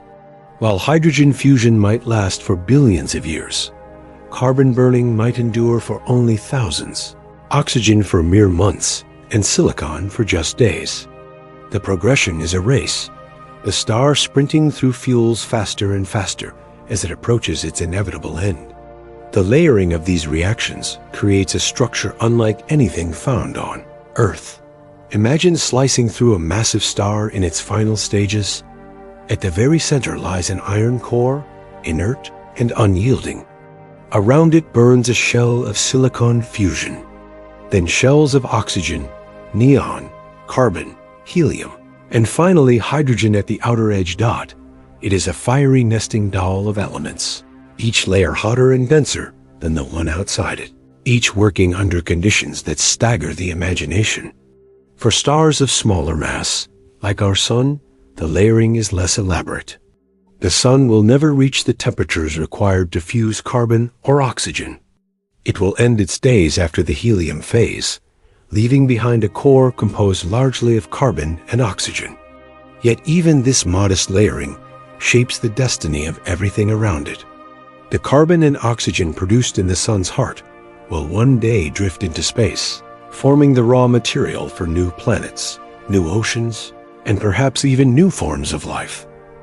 The onion-like interiors of stars are hidden from us, but their effects can be observed. As the star fuses different fuels, it swells, contracts, and changes in brightness. Pulsations ripple outward, and strong stellar winds strip material away into space. Astronomers peering through telescopes can measure these changes in light and deduce what is happening deep within. The cosmos, though silent, leaves clues for those who know how to listen. The physics that drives this layering is elegant in its simplicity. Gravity squeezes the core tighter as each fuel runs out. Higher pressure demands higher temperatures, and higher temperatures allow new kinds of fusion to begin. But there is always a cost. Each successive stage produces less energy per unit of fuel, and each stage is shorter-lived. It is as if the star, once patient and steady, begins to rush toward its finale, burning through its options with increasing haste. Asterisk. What makes this process so profound is the legacy it leaves behind. Every element beyond helium in the periodic table owes its existence to these layers of stellar fusion. The carbon in the graphite of a pencil, the oxygen in the air, the magnesium in chlorophyll, the silicon in sand, all of these were forged in stars. Without the layering of stellar interiors, the universe would remain chemically impoverished, a simple mix of hydrogen and helium without the complexity needed for life. The grandeur of a star in this phase is difficult to overstate. Its outer layers can swell to such vast proportions that it engulfs nearby planets. Its light can blaze with the luminosity of tens of thousands of suns. Yet beneath that radiant exterior lies a fragile balance, a structure stacked precariously as each new fuel source runs its course. The star is living on borrowed time, propped up by layers that cannot last forever. And when at last the final fuel is spent, the outcome depends on the star's mass. For smaller stars, the outer layers drift gently away, leaving a white dwarf behind. For massive stars, the onion collapses in on itself, triggering the explosive release of a supernova. But before that final act, the star's interior is a masterpiece of layering, a natural fusion reactor operating on a scale beyond imagination. To picture it is to see a kind of cosmic clock ticking down, with each shell that ignites and fades. Hydrogen gives way to helium, helium to carbon, carbon to oxygen and beyond. Each layer marks the passage of stellar time, each a reminder that even the brightest of stars carries within it the inevitability of change. Yet there is also beauty in this inevitability. Without it, there would be no diversity of elements, no richness of worlds, no possibility of life. The onion-like interiors of stars are not just stages of decline, but engines of creation, quietly preparing the universe for its next chapter. When you breathe in oxygen, or see the sparkle of silicon crystals, or feel the calcium in your bones, you are sharing in the legacy of these layers. The star, in its aging complexity, becomes not just a light in the sky, but a sculptor of existence itself. Each shell, each layer is a workshop of creation, building the raw materials for futures yet to come.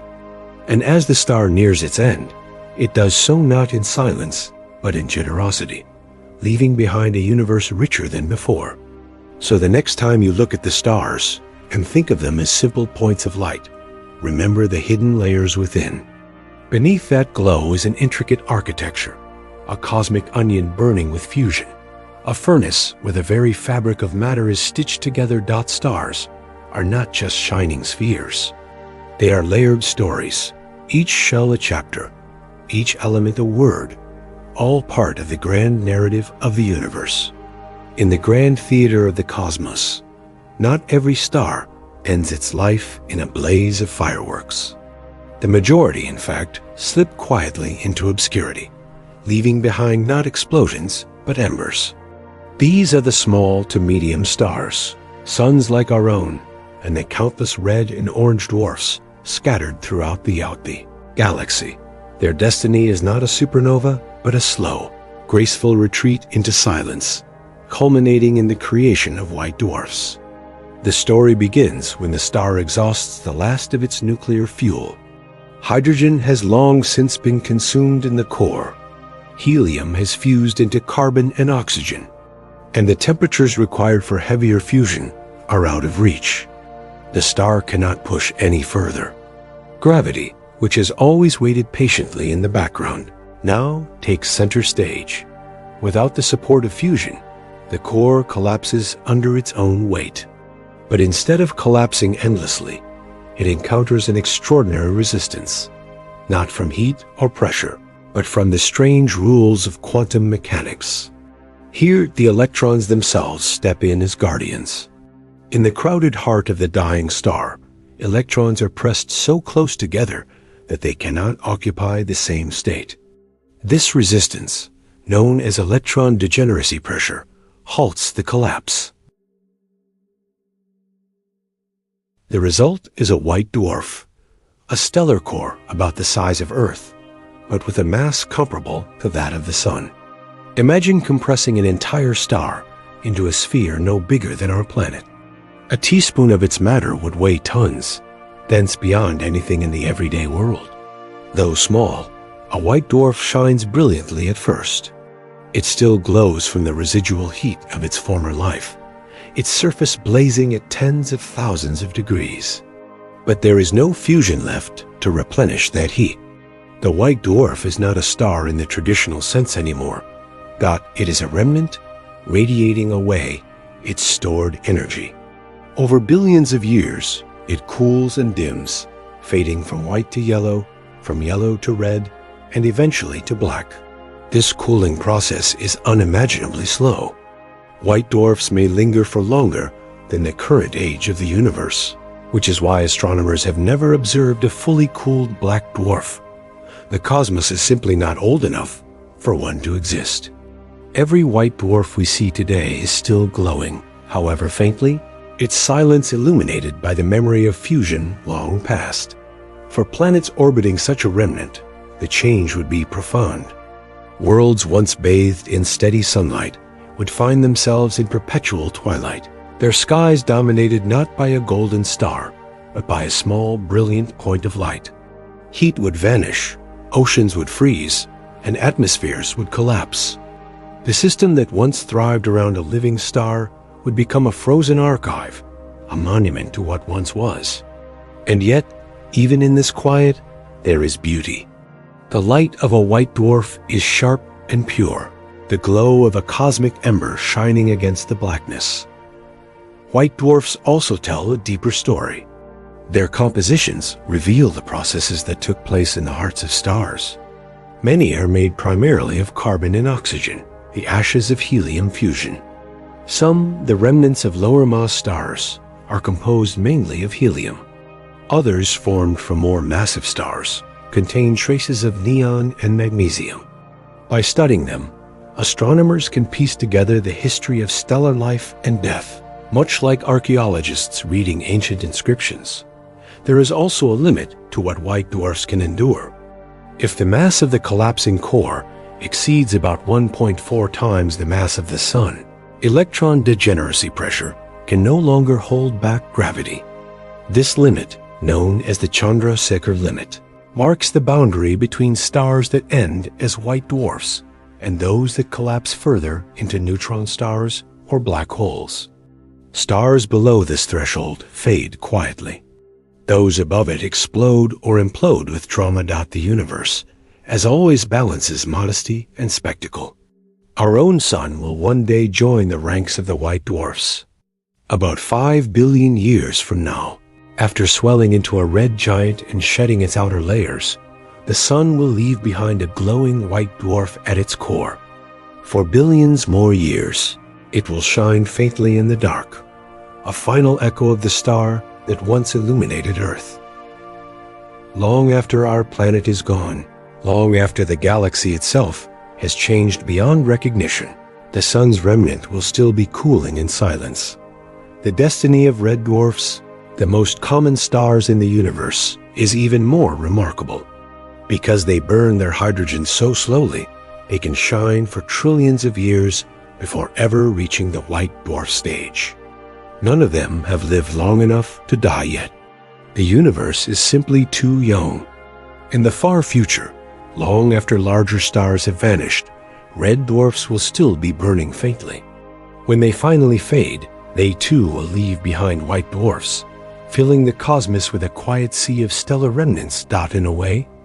White dwarfs are the great librarians of the universe. They preserve the history of stellar life in their compositions, in their cooling rates, and in their very existence. They are silent archives, glowing pages written in heat and light, waiting to be read by those who know how. Each one is a story of patience, endurance, and the inevitability of change. Though they may seem like endings, white dwarfs also contribute to beginnings. In rare circumstances, a white dwarf in a binary system may accrete matter from its companion star. If it gathers enough material to surpass the Chandrasekhar limit, it will ignite in a Type Ia supernova, a brilliant explosion that scatters heavy elements into space and serves as a cosmic yardstick for measuring distances across the universe. Even in their quietude, white dwarfs hold the potential for sudden, spectacular transformation. But most white dwarfs will not explode. They will simply fade, cooling imperceptibly over eons until their light is gone. This slow decline is not tragic, but poetic. A white dwarf is a star that has given all it could, that has lit worlds and forged elements, and now rests in quiet dignity. It is the final whisper of a life lived in light, the last chapter of a story that has already shaped galaxies. When you look at the night sky, you're likely seeing white dwarfs among the stars. They do not stand out with brilliance like blue giants, nor do they inspire myth like the red glow of Betelgeuse. They are the quieter members of the stellar family, overlooked yet ever present. Their modest glow is a reminder that not every ending must be loud to be meaningful. The fate of ordinary stars is not destruction, but endurance. They burn patiently, fade gently, and cool slowly into silence. And in that silence lies a kind of serenity. White dwarfs are the embers of the universe, glowing softly in the dark, testaments to the quiet persistence of matter and time. Their story is not of drama, but of calm, not of sudden endings, but of gradual farewells. And perhaps in that quiet, we find a reflection of our own lives, finite, fleeting, but woven into the great continuity of the cosmos. Asterisk, there are few spectacles in the universe more dramatic than the death of a massive star. For millions of years, it has burned with intensity, fusing hydrogen, helium, carbon, oxygen, and heavier elements in an ever-accelerating race against time. Its layered interior becomes a furnace of shells, each producing new elements in turn, until at last it reaches the final barrier, iron. Unlike lighter elements, iron does not release energy when fused. Instead, it absorbs it. This is the end of the line, the point at which even the mighty power of fusion can no longer hold back gravity. When the star can fuse no more, its balance collapses. Gravity, which has always pressed inward with silent persistence, now rushes to claim its victory. The iron core shrinks catastrophically in a fraction of a second, collapsing at speeds that defy comprehension. Electrons are forced into protons, creating neutrons and releasing a torrent of neutrinos that flood outward through the star. The outer layers, suddenly unsupported, plunge inward, smashing into the dense core. In that moment, the star's structure tears apart in one of the most violent events in the cosmos, a supernova. To call it an explosion hardly does it justice. In a single instant, the star releases more energy than our sun will radiate over its entire 10 billion-year lifespan. The brilliance of the blast can outshine an entire galaxy, making the supernova visible across millions of light years. For weeks or months, it burns with astonishing brightness, a beacon in the night sky that ancient civilizations sometimes recorded without knowing its origin. To those who saw it without explanation, it must have looked like a new star suddenly appearing, a messenger of the heavens blazing into existence. But behind the spectacle lies a profound act of creation. During the explosion, temperatures soared to billions of degrees, and the shock waves racing through the star-forged elements that could never have been created in normal stellar fusion. Gold, platinum, uranium, and many other heavy elements are born in this furnace of chaos. When the star finally tears itself apart, these elements are flung into space, scattered across the galaxy like cosmic seeds. Every piece of jewelry, every circuit board, and every drop of blood rich with iron owes its existence to such an event. Without supernova, the universe would be chemically impoverished, a dull place of hydrogen and helium. With them, it becomes rich with complexity and potential. The aftermath of a supernova is as striking as the explosion itself. Expelled gas and dust expand outward, forming glowing remnants that can persist for thousands of years. The Crab Nebula, for example, is the remnant of a supernova recorded by Chinese astronomers in the year 1054. Through telescopes, it appears as a delicate web of filaments glowing in vivid colors, each hue representing different elements: oxygen, sulfur, hydrogen drifting through space. These remnants are not just beautiful. They are the raw material from which new stars and planets will one day form. In their destruction, massive stars ensure the birth of future generations. At the heart of the chaos lies what remains of the star's core. If the collapsing mass is below a certain threshold, it stabilizes as a neutron star, an object so dense that a teaspoon of its matter would outweigh mountains. If the mass exceeds that limit, even neutron pressure cannot resist gravity, and the core collapses further into a black hole. Thus, the death of a massive star often gives birth to some of the most exotic objects in the universe, places where the familiar rules of physics bend and break. Supernovae are not rare by cosmic standards, though from Earth they seem extraordinary. In our galaxy alone, astronomers expect one to occur every 100 years or so, though dust and distance often hide them from our view. In other galaxies, powerful telescopes routinely capture these sudden bursts of light. They are reminders that the universe is not static, but alive with change, punctuated by moments of brilliance amid long stretches of calm. These explosions are also vital to the very structure of galaxies. The shock waves they produce stir and compress interstellar gas, triggering the collapse of new star-forming clouds. Without supernova, galaxies might stagnate, their gas lying dormant. With them, galaxies are continually renewed, their cycles of birth and death sustained by the violent ends of massive stars. In this way, supernovae are not just spectacular events, but essential engines of galactic ecology. Even from a safe distance, the sheer power of a supernova is difficult to imagine. If one occurred within 30 light years of Earth, its radiation could strip away our atmosphere and sterilize the planet. Fortunately, no such threat looms nearby. And massive stars capable of producing supernova are rare, and none lie dangerously close. Instead, we can appreciate them as distant phenomena, cosmic fireworks that illuminate the dark without imperiling our fragile world. To study a supernova is to study both life and death. They represent the end of a star's journey, the failure of its ability to resist gravity. Yet they also represent the beginning of countless others, scattering elements and energy that give rise to new systems.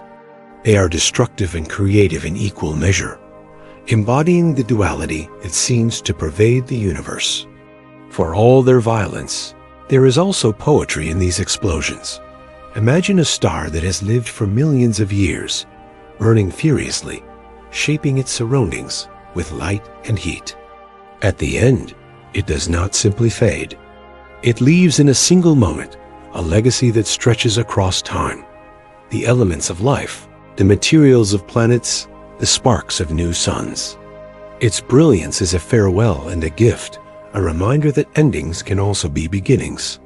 When you look at the night sky and see stars scattered across the darkness, know that some of them are destined for this fate.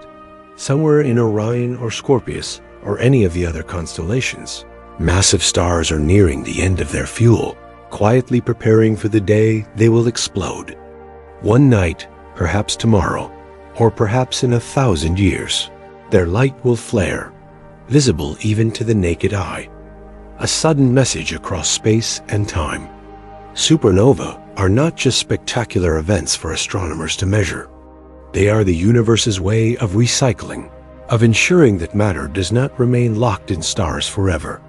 Without them, there would be no Earth, no oceans, no forests, no people. The gold on your finger, the oxygen in your lungs, and the iron in your blood all testify to the brilliance of stars that died long before the sun was born. The death of giants may seem violent and final, but in truth, it is a continuation of the cosmic story. Through supernova, the universe ensures its own renewal, weaving endings into beginnings and destruction into creation. They are not simply explosions, but the heartbeat of the cosmos, pounding loudly and briefly before fading back into silence. And in that silence, the legacy of their brilliance lingers, shining on in the stars, the planets, and the life that carries their atoms forward. When a massive star ends its life in a supernova, the drama is not always the final act. Amid the chaos, the core that once powered the star may survive in a radically altered form, crushed by gravity to a degree that defies ordinary imagination. It becomes something new, something so strange that it seems more like a thought experiment than a real object. This is the neutron star, a remnant of extraordinary density, a place where the familiar rules of matter are rewritten under immense pressure. A neutron star begins when gravity overwhelms the collapsing core of a massive star, but not enough to force it into a black hole. The iron core shrinks until electrons and protons are squeezed together, merging into neutrons. The result is an object only about 20 kilometers across, yet containing more mass than the sun. Imagine compressing a mountain into a thimble, or an entire city into the size of a sugar cube. That is the scale of a neutron star.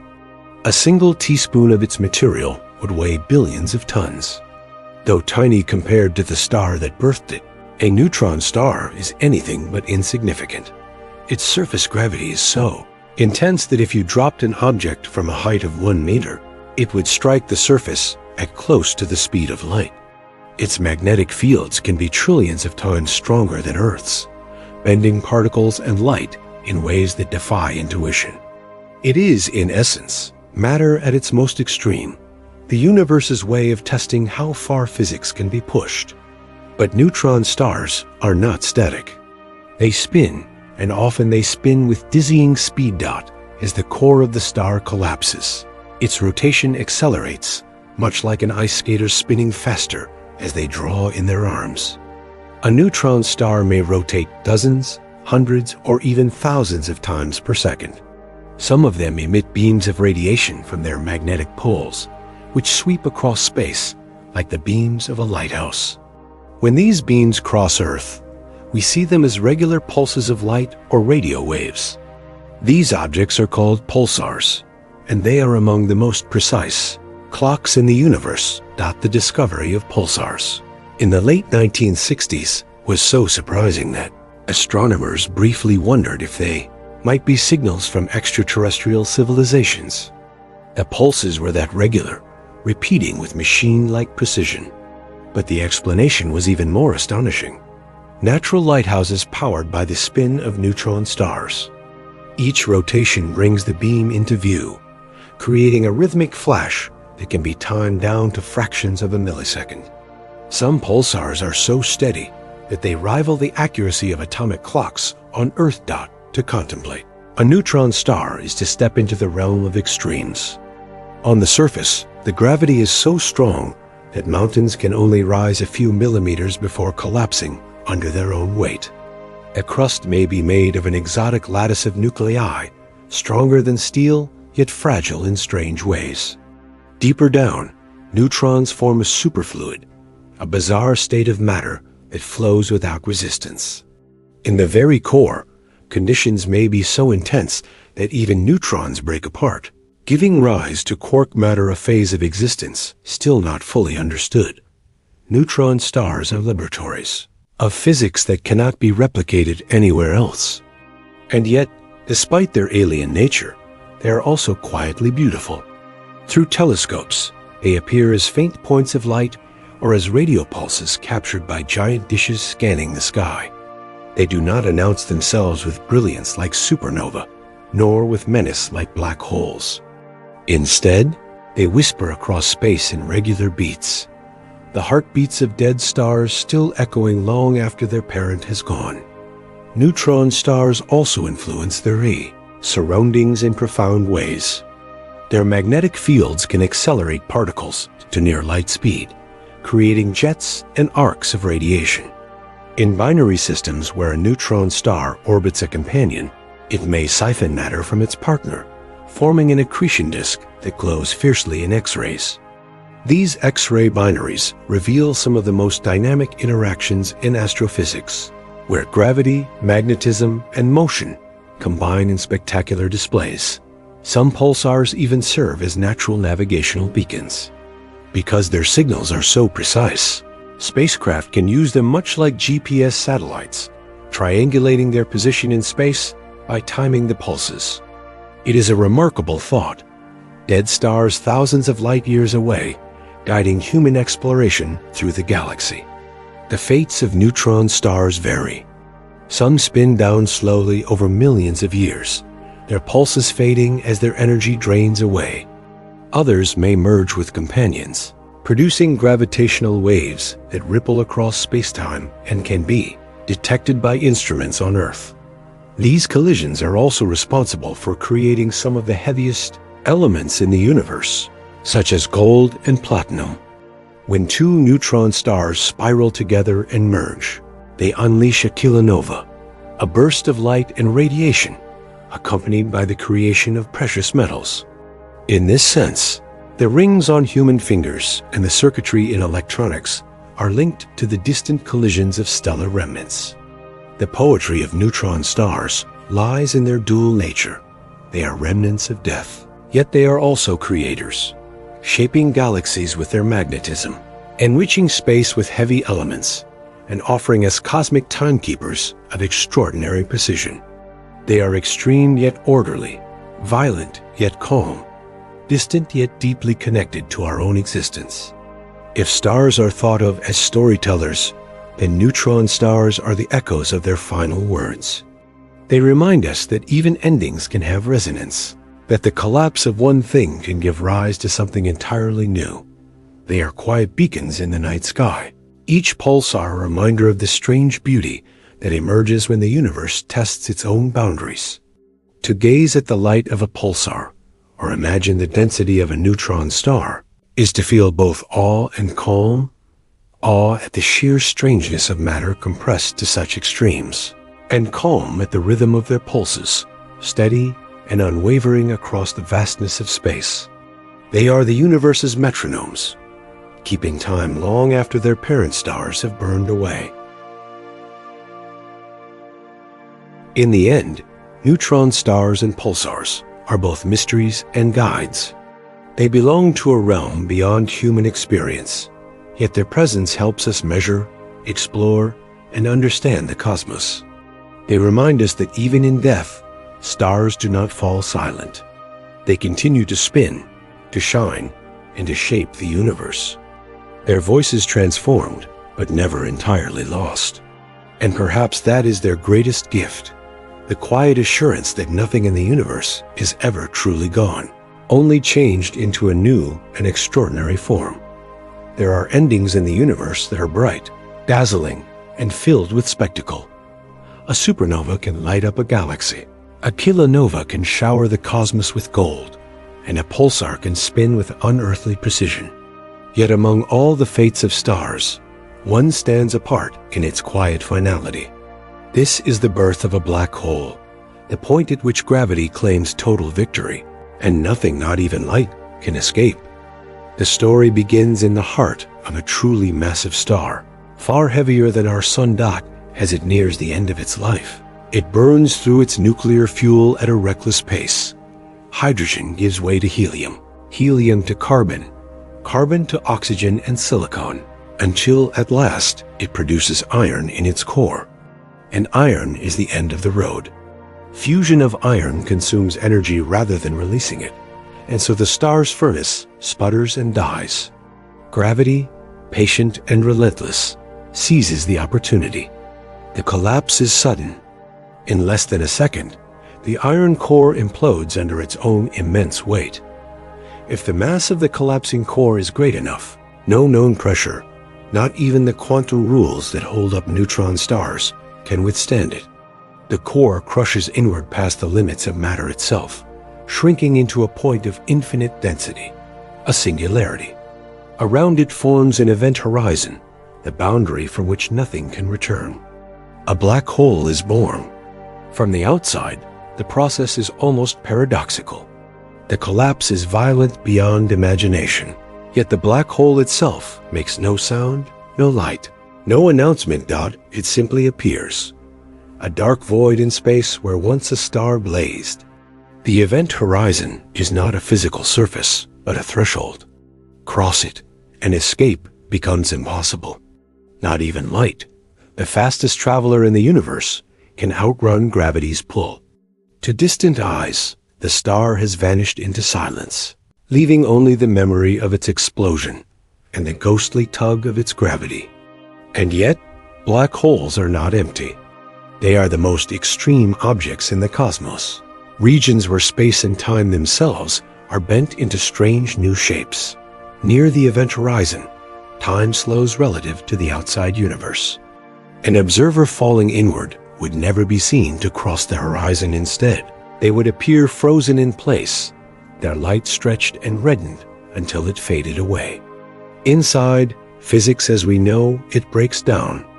Equations diverge, and the familiar rules of matter, energy, and space dissolve into mystery. The scale of black holes varies enormously. Some are only a few times the mass of the sun, the quiet remnants of individual stars. Others, found at the centers of galaxies, contain millions or even billions of solar masses, their origin still a puzzle. But no matter their size, they share the same essential nature: regions of space-time where gravity rules absolutely. It is tempting to think of black holes as cosmic destroyers, swallowing everything around them. In truth, they are more subtle. A black hole does not suck in matter indiscriminately. A planet or star at a safe distance will orbit just as it would around any other massive object. Only those that stray too close risk being torn apart. When matter does fall in, however, the results can be spectacular. Gas spiraling toward a black hole forms an accretion disk, heating to millions of degrees and emitting powerful X-rays before crossing the horizon. Jets of energy can blast outward from the poles, reaching across light years. Ironically, the regions around black holes are some of the brightest in the universe.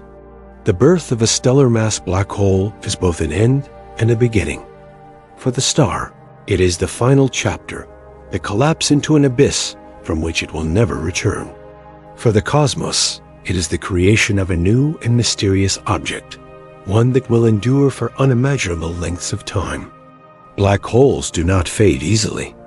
Left alone, they persist, silent and patient, slowly evaporating only through the faint trickle of Hawking radiation, a process so slow that a black hole of stellar mass would take longer than the current age of the universe to vanish. Our own galaxy is littered with these silent remnants. They reveal themselves not through direct sight, but through their influence. A star orbiting nothing, a swirl of X-rays where no star is visible. These are the signs of a hidden black hole. Dozens have been detected in this way, and there are likely millions more wandering unseen. Each one is a monument to a star that once lived, burned, and collapsed into darkness. For all their mystery, black holes are also essential to the story of the universe. They shape the evolution of galaxies, their immense gravity sculpting the motions of stars and gas. Supermassive black holes at galactic centers act as engines, regulating star formation and driving vast outflows of energy. Without them, galaxies might look very different. Even the quiet stellar black holes born from individual stars enrich the universe with their strange presence, linking the lives of stars to the deep fabric of space-time. There is something humbling in the thought that gravity alone can achieve such triumph. No exotic forces, no hidden mechanisms, just the simple pull of mass upon mass, given enough time and weight, can reshape the cosmos so completely. From the dance of planets to the fall of an apple, gravity works quietly, invisibly. Yet its final expression is the black hole, a place where even light cannot resist. For humans, black holes hold a fascination that borders on the mythical. They are the modern abyss, the dark unknown lurking at the edge of knowledge. They remind us that the universe still keeps secrets, that even with all our equations and telescopes, there are places where understanding falters. And yet, they also inspire curiosity, imagination, and wonder. The idea that matter can collapse so completely that time itself can be twisted is both unsettling and deeply compelling. In the end, the birth of a black hole is not just the story of gravity's triumph, but of transformation. A star that once shone across the galaxy has collapsed into something new, something invisible yet powerful, silent yet commanding. Its light is gone, but its presence remains, etched into the fabric of space-time. When you look into the night sky, you will not see them. They do not twinkle like stars or glow like nebulae, but they are there, scattered among the constellations, invisible guardians of the cosmos. They are the graves of stars, and yet also their legacy, proof that even in the darkest abyss, the story of the universe continues. The quiet birth of a black hole is not an ending in despair, but a reminder of the universe's patience and depth. Stars may die, but their remnants shape galaxies, bend time, and remind us that the cosmos is as mysterious as it is vast. Gravity, in its unhurried persistence, writes the final line, and the result is an object that challenges our imagination and invites us to wonder what lies beyond the horizon of sight. Every breath you take, every step you walk, every thought that passes quietly through your mind, all of it is woven from the ashes of stars. Iron that carries oxygen in your blood, the carbon that forms the backbone of every molecule of life, the oxygen that fills your lungs, and the calcium that strengthens your bones are all forged in the hearts of stars long gone. The story of life is inseparable from the story of stellar death and renewal. And to understand what we are made of is to realize that we are, in the most literal sense, children of the cosmos. In the earliest moments after the Big Bang, the universe was astonishingly simple. It was filled almost entirely with hydrogen and helium, with only trace amounts of lithium. There were no heavier elements, no carbon, no oxygen, no iron. Left that way, the cosmos would have been sterile, a vast cloud of light gases drifting forever. Complexity, chemistry, and life itself required a new source, and that source was the stars. Stars are the great forges of creation. In their cores, hydrogen is fused into helium, and as they age, helium fuses into carbon and oxygen, Larger stars carry the process further, producing neon, magnesium, silicon, and iron in their onion-like interiors. But the heaviest elements, those beyond iron, demand something more extreme: the catastrophic conditions of a supernova, or the collisions of neutron stars. In these fiery crucibles, gold, platinum, uranium, and other heavy elements are born. Without the violence of stellar death, the universe would lack the materials that shape worlds, machines, and living bodies. Take the iron in your blood, for example. Each hemoglobin molecule in your red blood cells contains iron atoms at its core, allowing it to bind oxygen and deliver it to your tissues.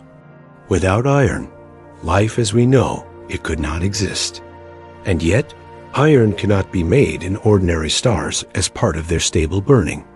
It appears only in the final moments of massive stars, created in their cores and then scattered by supernova. Every drop of blood flowing through your veins is a gift of those ancient stellar explosions. Or consider carbon, the foundation of biology. Carbon's ability to form 4 bonds makes it uniquely versatile, capable of building chains, rings, and complex molecules that fold into proteins and spiral into DNA. Stars created carbon through the fusion of helium, a process that seemed almost impossible until a peculiar resonance made it possible. Without that resonance, carbon might never have formed in abundance, and the chemistry of life could not have arisen. The fact that it did speaks to the remarkable pathways carved out by physics in the depths of stars. Oxygen, the gas you breathe with every inhalation, is another stellar gift. Produced in the cores of massive stars, it now fills Earth's atmosphere, bound into water, plants, and your own cells. Silicon, born in stellar interiors, forms the minerals beneath your feet and the microchips in your devices. Calcium, created in dying stars, builds the framework of your skeleton. Even the trace elements essential to life zinc, copper, iodine have their origins in stellar furnaces and violent explosions. To list the elements of your body is to recite the history of stars. The distribution of these elements across the universe is a story of constant recycling. Stars form from clouds of gas enriched by earlier generations, live out their lives, and return material to space when they die. The next generation of stars forms from that enriched gas, bringing new planets and new opportunities for life. Each cycle adds more complexity, more variety, more possibilities.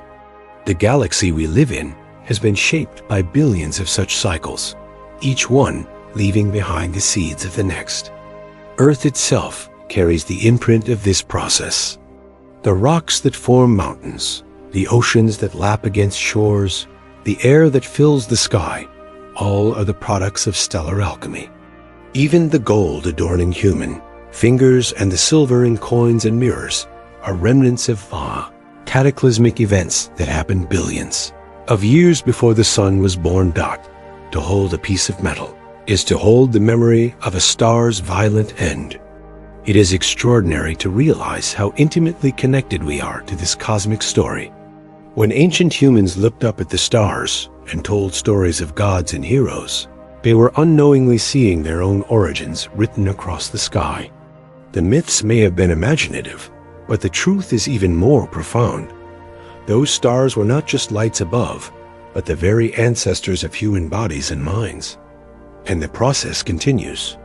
The sun, steady and modest as it is still producing helium from hydrogen in its core. One day, when it swells into a red giant and releases its outer layers, it will return carbon and oxygen into the galaxy. Those elements will enrich future clouds from which new stars and planets will form. In this sense, even our sun will join the cycle of creation, contributing to the chemistry of life elsewhere. Some scientists call this idea cosmic recycling, but the phrase hardly captures the poetry of it. It is not just that matter is reused, but that matter is reborn into new forms, new worlds, and new possibilities. The carbon that once drifted inside a dying star is now folded into the spiral of your DNA. The oxygen that flared from a supernova now fills your lungs. The calcium scattered by an ancient explosion supports the weight of your steps. Every part of you carries the history of countless stellar lives. There is also a sense of continuity in this story. It can be oddly comforting. Stars may die, but they do not disappear. Their matter remains, reshaped and repurposed, flowing into the next generation. Life itself is part of this flow, emerging not as something separate from the cosmos, but as one of its natural outcomes. To exist is to participate in the legacy of stars. From a philosophical point of view, this realization reshapes how we think about our place in the universe. We are not outsiders peering in. We are made of the very stuff of the cosmos, and our consciousness is the cosmos reflecting on itself.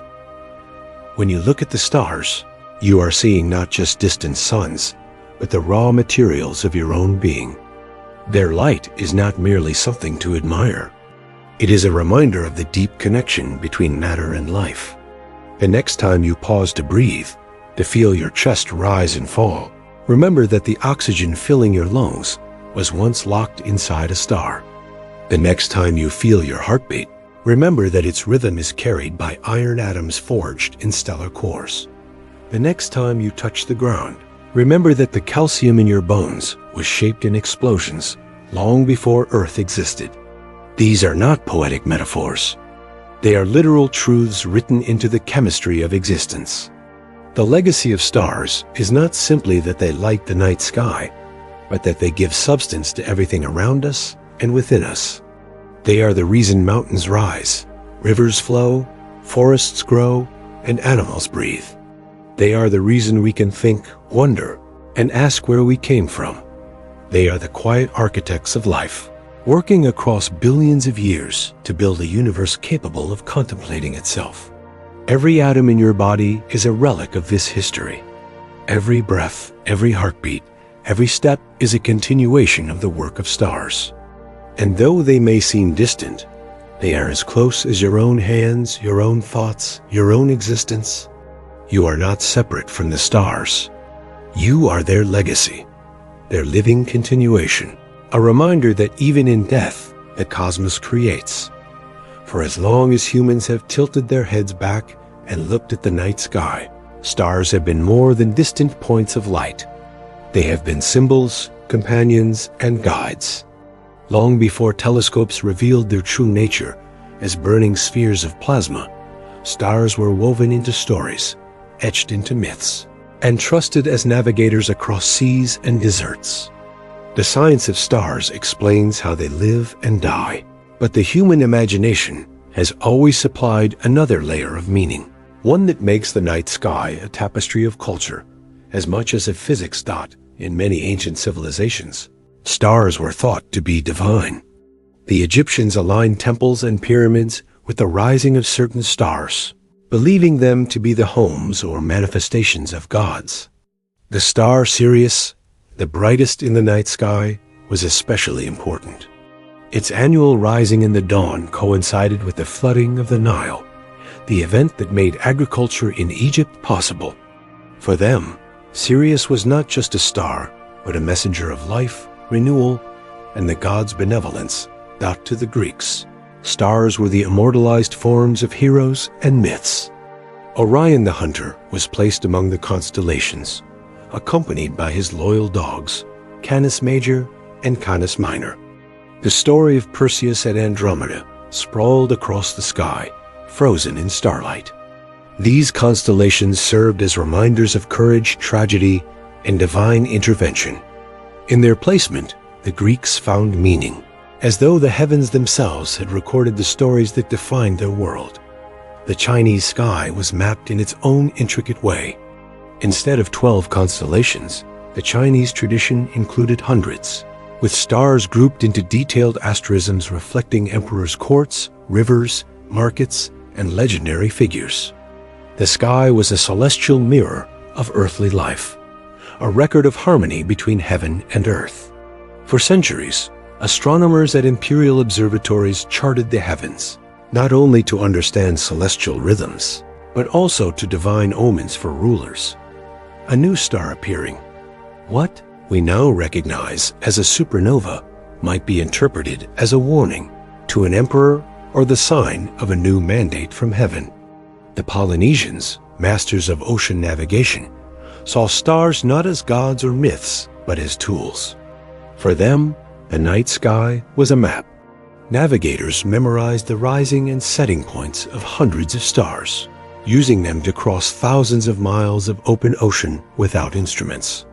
Canoes traveled from island to island, guided by the steady rhythm of starlight. To the Polynesians, stars were companions of the journey, reliable markers that ensured survival. Their knowledge of the sky was so precise that it rivaled any modern navigation system, built on observation, memory, and trust in the constancy of the stars. In other traditions, stars were symbols of fate. Astrology, practiced in various forms across cultures, treated stars and planets as influences on human lives. The Babylonians charted the motions of the heavens and saw in them the patterns of destiny. To them, the positions of stars were not random but a cosmic script, guiding the fortunes of kings and commoners alike. Even today, horoscopes trace their lineage back to those ancient skies, reflecting a long-held belief that the universe and human life are bound together. For indigenous peoples across the world, stars have served as anchors of story and time. The Lakota spoke of the star people and wove star maps into their spiritual traditions.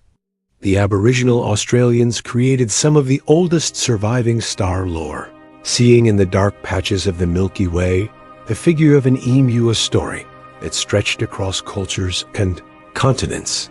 These stories did more than explain the stars.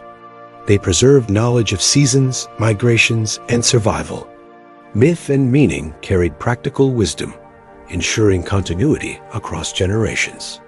What is striking is how universal the fascination with stars has been. In every culture, in every time, humans have looked up and seen not just distant suns, but reflections of themselves. Stars have been protectors, storytellers, guides, and judges. They have been signs of harvests and portents of war, symbols of hope and of loss. Galaxies evolve through the continual interplay of birth and death, each generation enriching the next. Even our own sun is part of this cycle. It was born around 4.5 billion years ago in a molecular cloud enriched by earlier supernova. The evidence lies in the elements of Earth itself. Isotopes of certain elements in ancient rocks suggest that a nearby supernova may have contributed directly to the material that formed the solar system.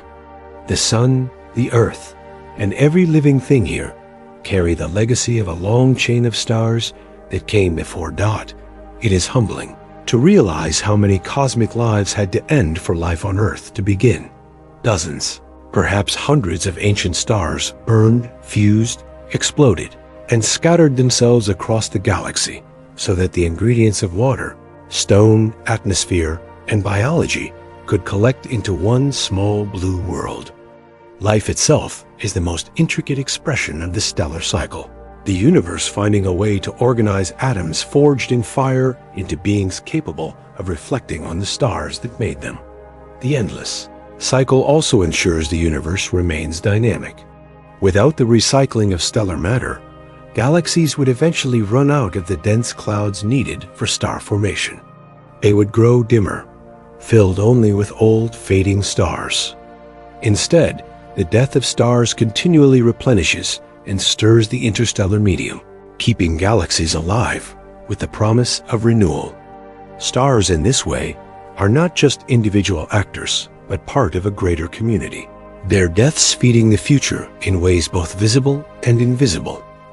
From a human perspective, this rhythm carries a strange comfort. We tend to think of endings as final, as losses without return. Yet in the cosmos, endings are rarely so absolute. The death of a star is not the loss of its matter, but its redistribution. What seems like destruction is simply another step in the transformation of elements. Another handoff in a process that stretches across billions of years. Even the heaviest elements, born only in the most violent collisions and explosions, eventually find their way into the cycle. Gold and platinum, from merging neutron stars, may seed future worlds with metals that glint in jewelry or drive technologies. Uranium scattered by supernova may power the heat of planets and influence geology for billions of years. The gifts of dying stars are as practical as they are beautiful. The cycle continues endlessly, with no single star truly isolated from the whole. A star lives, burns, and dies. Its remains drift into space, mix with other remains, and collapse into new stars.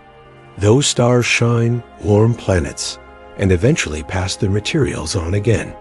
Across billions of years, this process stitches together the fabric of the galaxy, binding stars and worlds into a continuous chain of creation. When you stand beneath the night sky, you are not only looking at stars that shine in the present. You are seeing participants in an ancient relay, each one carrying forward the light and matter of those that came before. The universe is not static. It is a cycle of inheritance, a story where every star is both heir and ancestor.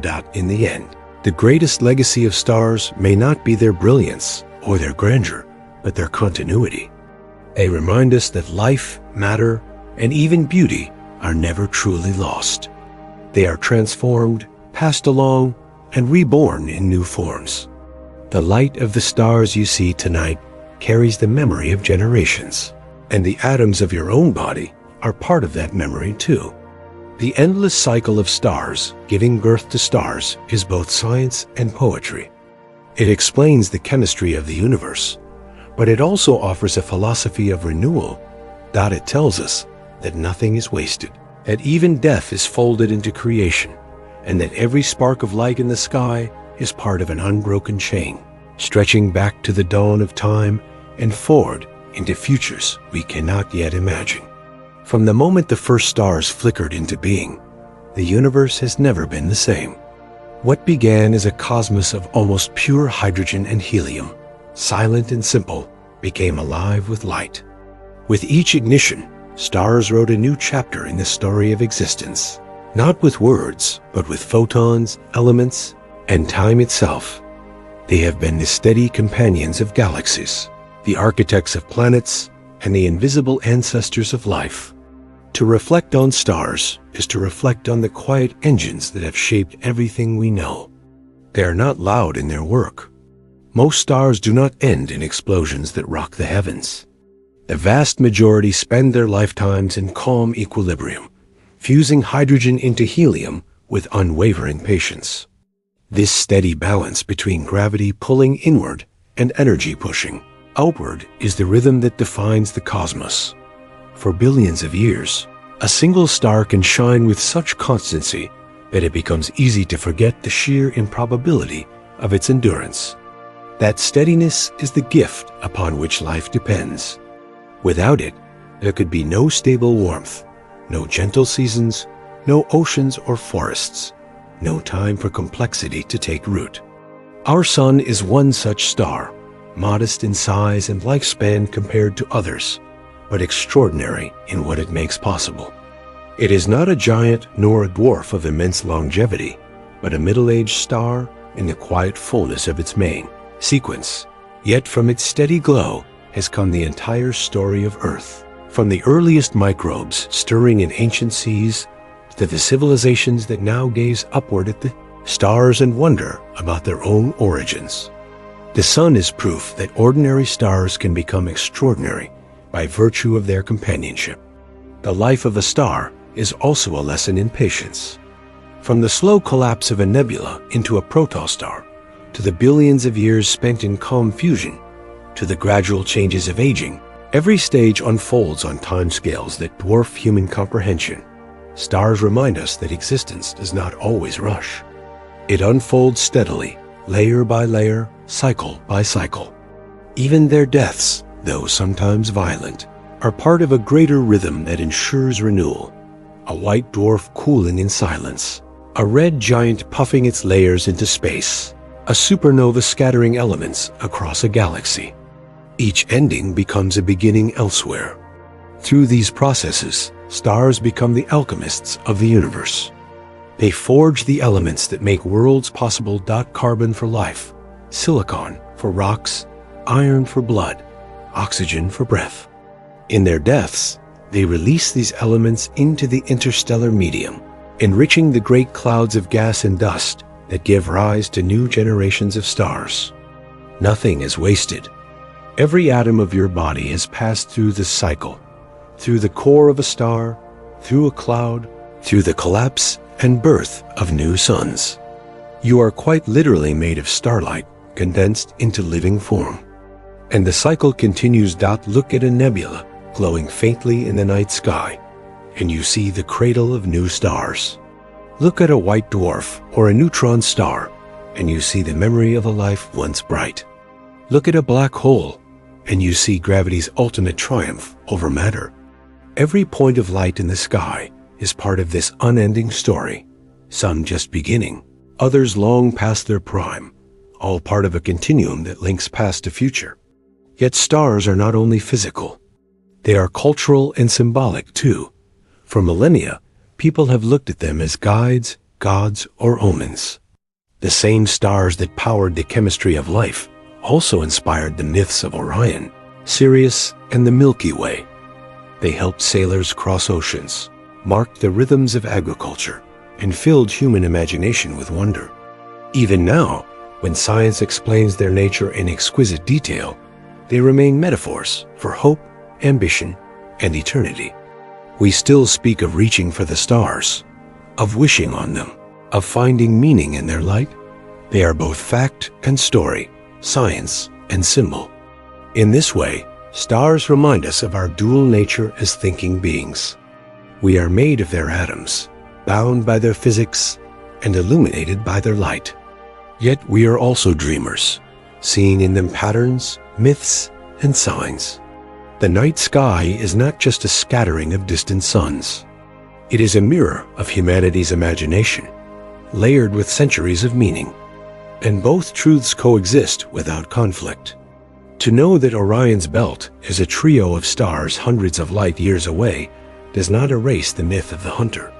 It deepens it, layering reality onto story in a way that makes the sky richer, not poorer. As you sit beneath the night sky, it is easy to feel small.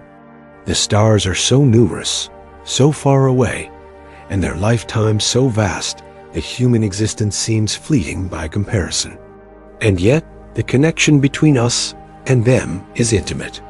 The light from a star may take hundreds or thousands of years to reach your eyes, but the atoms in your body took billions of years to form, shaped by generations of stars that lived and died before the sun was born.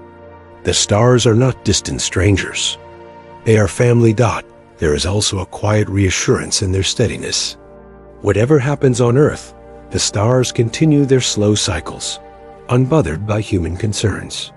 They burn, they change, they fade, but they do so with patience beyond measure. To watch the stars is to step into a rhythm larger than yourself, one that spans billions of years and countless generations of suns.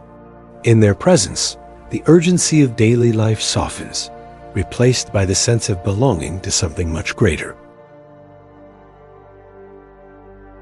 And so, the story of stars is not just astrophysics. It is the story of existence itself.